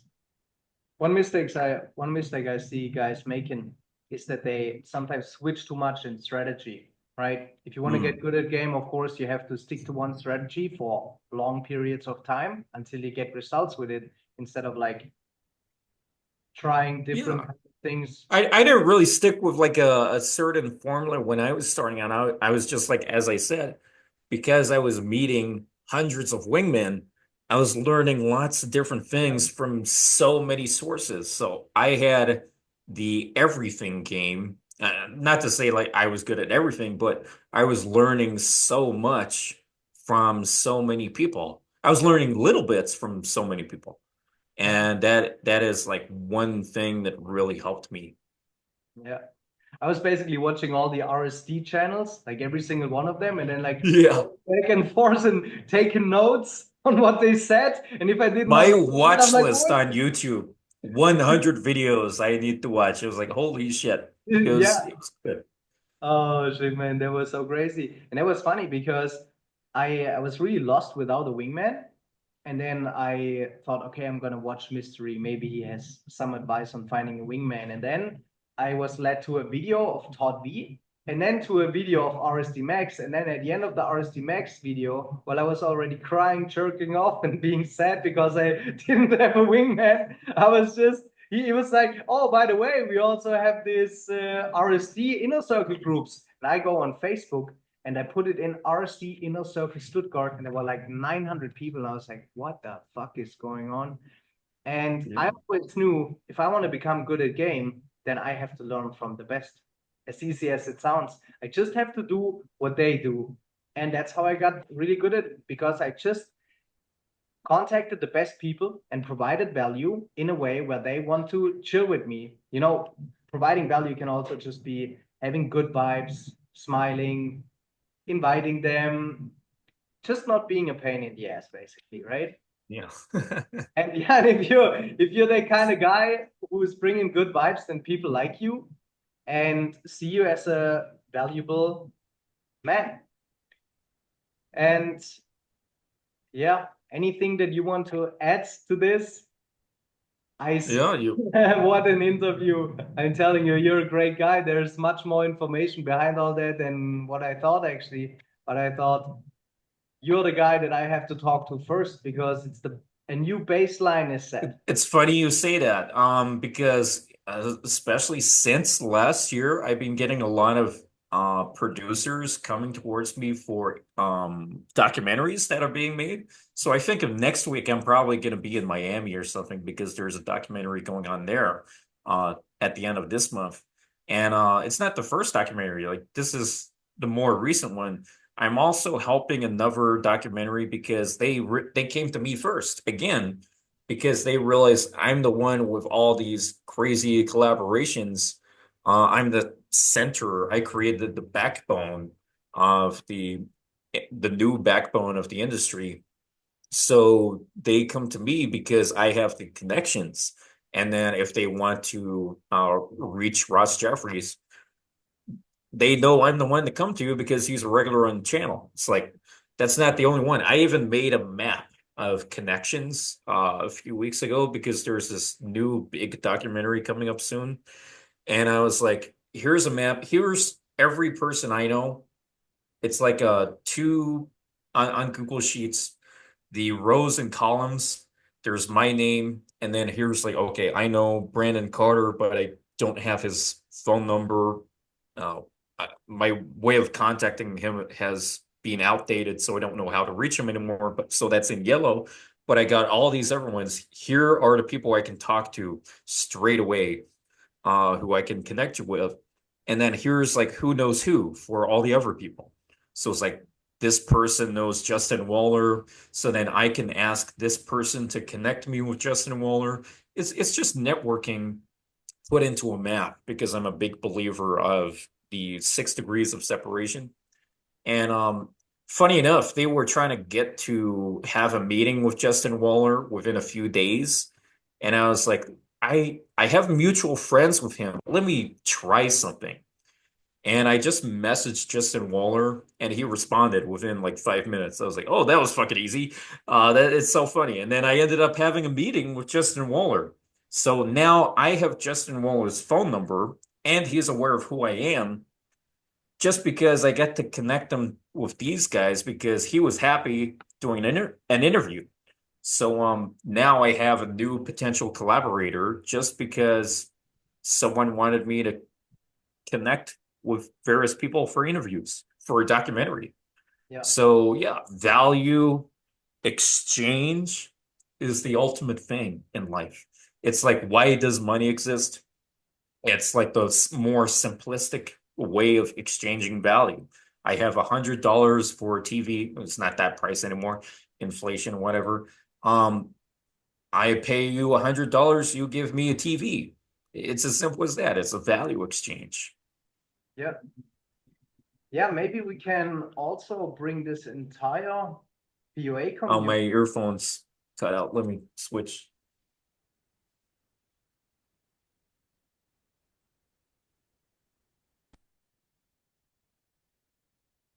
I think, yeah, we're good now. I think.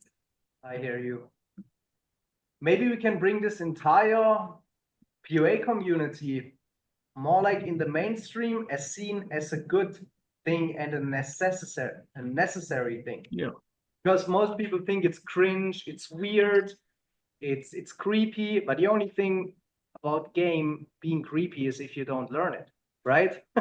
Only people that don't know game are creepy. The other guys, they're on the way to not being so creepy anymore, right? So like with Yeah. The real creeps, it's like there are so many ways to think about this, but ultimately there are women, or not just women, there are people being murdered because they lack options in their life because they never learned game of whatever kind. So there are murders that happen every single day around the world. There are suicides. I have friends who killed themselves. A very good friend of mine committed suicide or killed himself 10 years ago. Um, I'm not sure if he lacked options or maybe that was part of it. Maybe it was more complicated than that. I'm not going to simplify depression and say everyone lacked options or whatever. But when people lack options, they become desperate. When they become desperate, they become creepy. So having influence in order to make things happen inspires your options. And then if anything, that kind of makes, I'm no depression expert, but that kind of makes depression irrelevant. I have never had depression in my life. I never had suicidal thoughts or anything.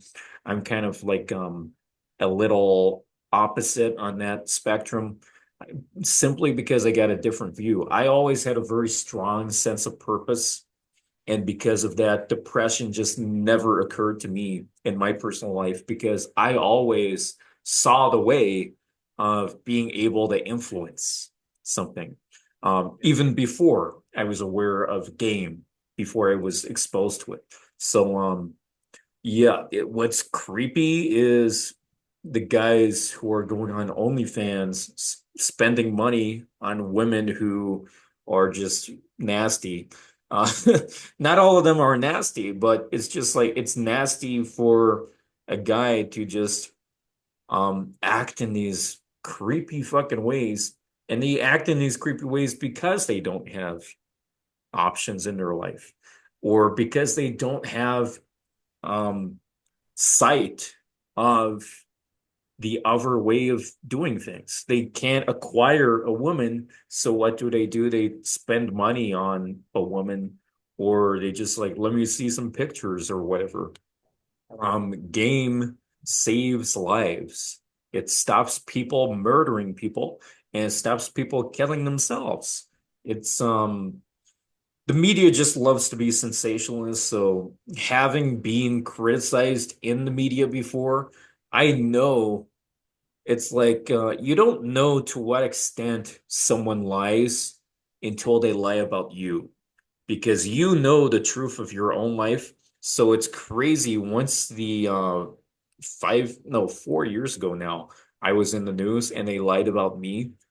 That's when I got to understand that the news isn't even true a lot of the time. And like they got 90% of the story wrong. the story I was involved in. So it's like how much of the other stuff out there isn't true anyway. So it's like one thing what the media says, and people are aware now more than they've now than more now than ever before, even before the pandemic, that the media can't be trusted. Um, so the awareness is there, but it's not just the media, it's just like society in general. But again, it's like there are Oh, people who think so many different random things of like, oh, it's you're gonna go to hell if you have cookies, or like the most random fucking things. I can't think of a better example than cookies, but um it's like religion has this crazy view on the most random things. Like if you eat pork, you're going to hell. It's like, okay, strange. Regardless of what section of society you look at, there are always going to be these random fucking criticisms. Like last time I had pork was probably a few days ago. I'm not going to hell. Um, maybe I'm talking too deep here, but yeah, there are always going to be these criticisms of anything, even good things that happen, simply because people are too dumb. They don't understand it. For me, I just label everyone as dumb. It's just easy for me to say that because I'm a very high IQ person. So whenever I see someone who just has like not just a different perspective, but um, I just blanket call a lot of people dumb because they simply don't understand. yeah. But reality is they don't understand because they haven't really looked into it. But I just call them stupid. If you're intelligent, it's very hard to deal with unprofessionalism and social incompetence Yeah, or incompetence in general. Yeah, like for real. Yeah. yeah. I think you're a great guy. Is there anything that you want to say or that you want to Yeah. expand on at the end of this interview? Where can people find you? How can people reach out to you? And just or anything else that you want to say? Yeah. I'm easy to find. Like another thing about competence is like there are people who say, "Yeah, let's do this thing," and then they never do it.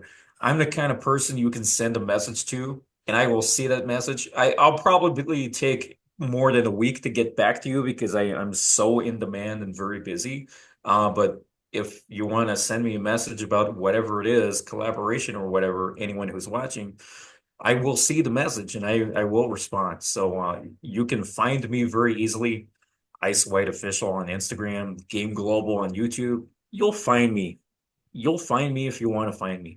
Um, for the things that I do, if you scan the random background I have here, that's an AI Wingman. If you want to access it for free for 2 months, use the code Message Game Coach, all no spaces or anything, just Message Game Coach, capital letters. They'll give you 2 months access for free. This is an offer I extend to anyone who wants to use it as a bonus. If they want to have an affiliate link and earn 25% of revenue of signups, I'm happy to give this to coaches who are watching. And you can outsource your message game advice using my AI Wingman, one of the very first. And we used to work for Google. So this is one of the, for real, the top ones out there, the real deal. And we're probably the most experienced team because a lot of the other AI wingman don't really have, they're anonymous people, so we don't know who they are, what kind of qualifications they have to give advice in the first place. Because the reality is a lot of these AI wingmen have what do you call it? Gimmicks. It's not based on data or anything. Ours is based on data. Thousands of people doing message game. Because we had the data years before the AI boom was a thing. So this is as real as it fucking gets. Aside from that, I'm looking for coaches in Cape Town, random places in, well, cities in India. I'm looking for any major city on the planet. I'm probably looking for coaches there. including at this point New York, Los Angeles, Las Vegas. Come find me. I can send you a link to the application page. The main thing I need is ID because I don't want to work with people who are anonymous. So that is why I ask for ID for this application. That's pretty much the main reason. And Put yeah, everything in the links. We put all the yeah. links in the description. Aside from that, if you're looking for a wingman, Game Global is the place to go, and it's up to you how much use you make out of that. So that's all I'm gonna say. Fantastic. Ice. Thank you very much for this interview. What you put together with the Game Global website alone, if you go on it, it looks like this secret darknet website with all the links, with all the crazy Yeah, kind of information. on Then you purpose. go on there with the maps, with the wingman groups. It's just like something that you put together. I was like, what is going on here, man? How long did that take you to put it together? Like a Well, 6 day it's a project, right? long-term thing, but essentially it's an everyday thing because we get members joining every single day. We used to get a lot of spam. We actually cut out 99% of the spam now, so it's very much easier to run than it used to be. But the real thing here is like again consistency. What I saw other people do was stop moderating or change the path of whatever. I have stayed true and dedicated to this since the very beginning, which is why we're so successful because all these other people, like even with RSD, they stopped doing their thing. I'm a married man, I have a daughter, and I'm doing this. I'm still doing this because I'm dedicated to it. So that is the difference. We are here to stay forever because my dedication never expires. Ice White, the living legend. Check out his social media, the website. This is the man to talk to, the new Owen Cook. And yeah, just a living legend. Thank you for keeping the community up. And thank you very much for this interview. Ice. Thanks. Thanks.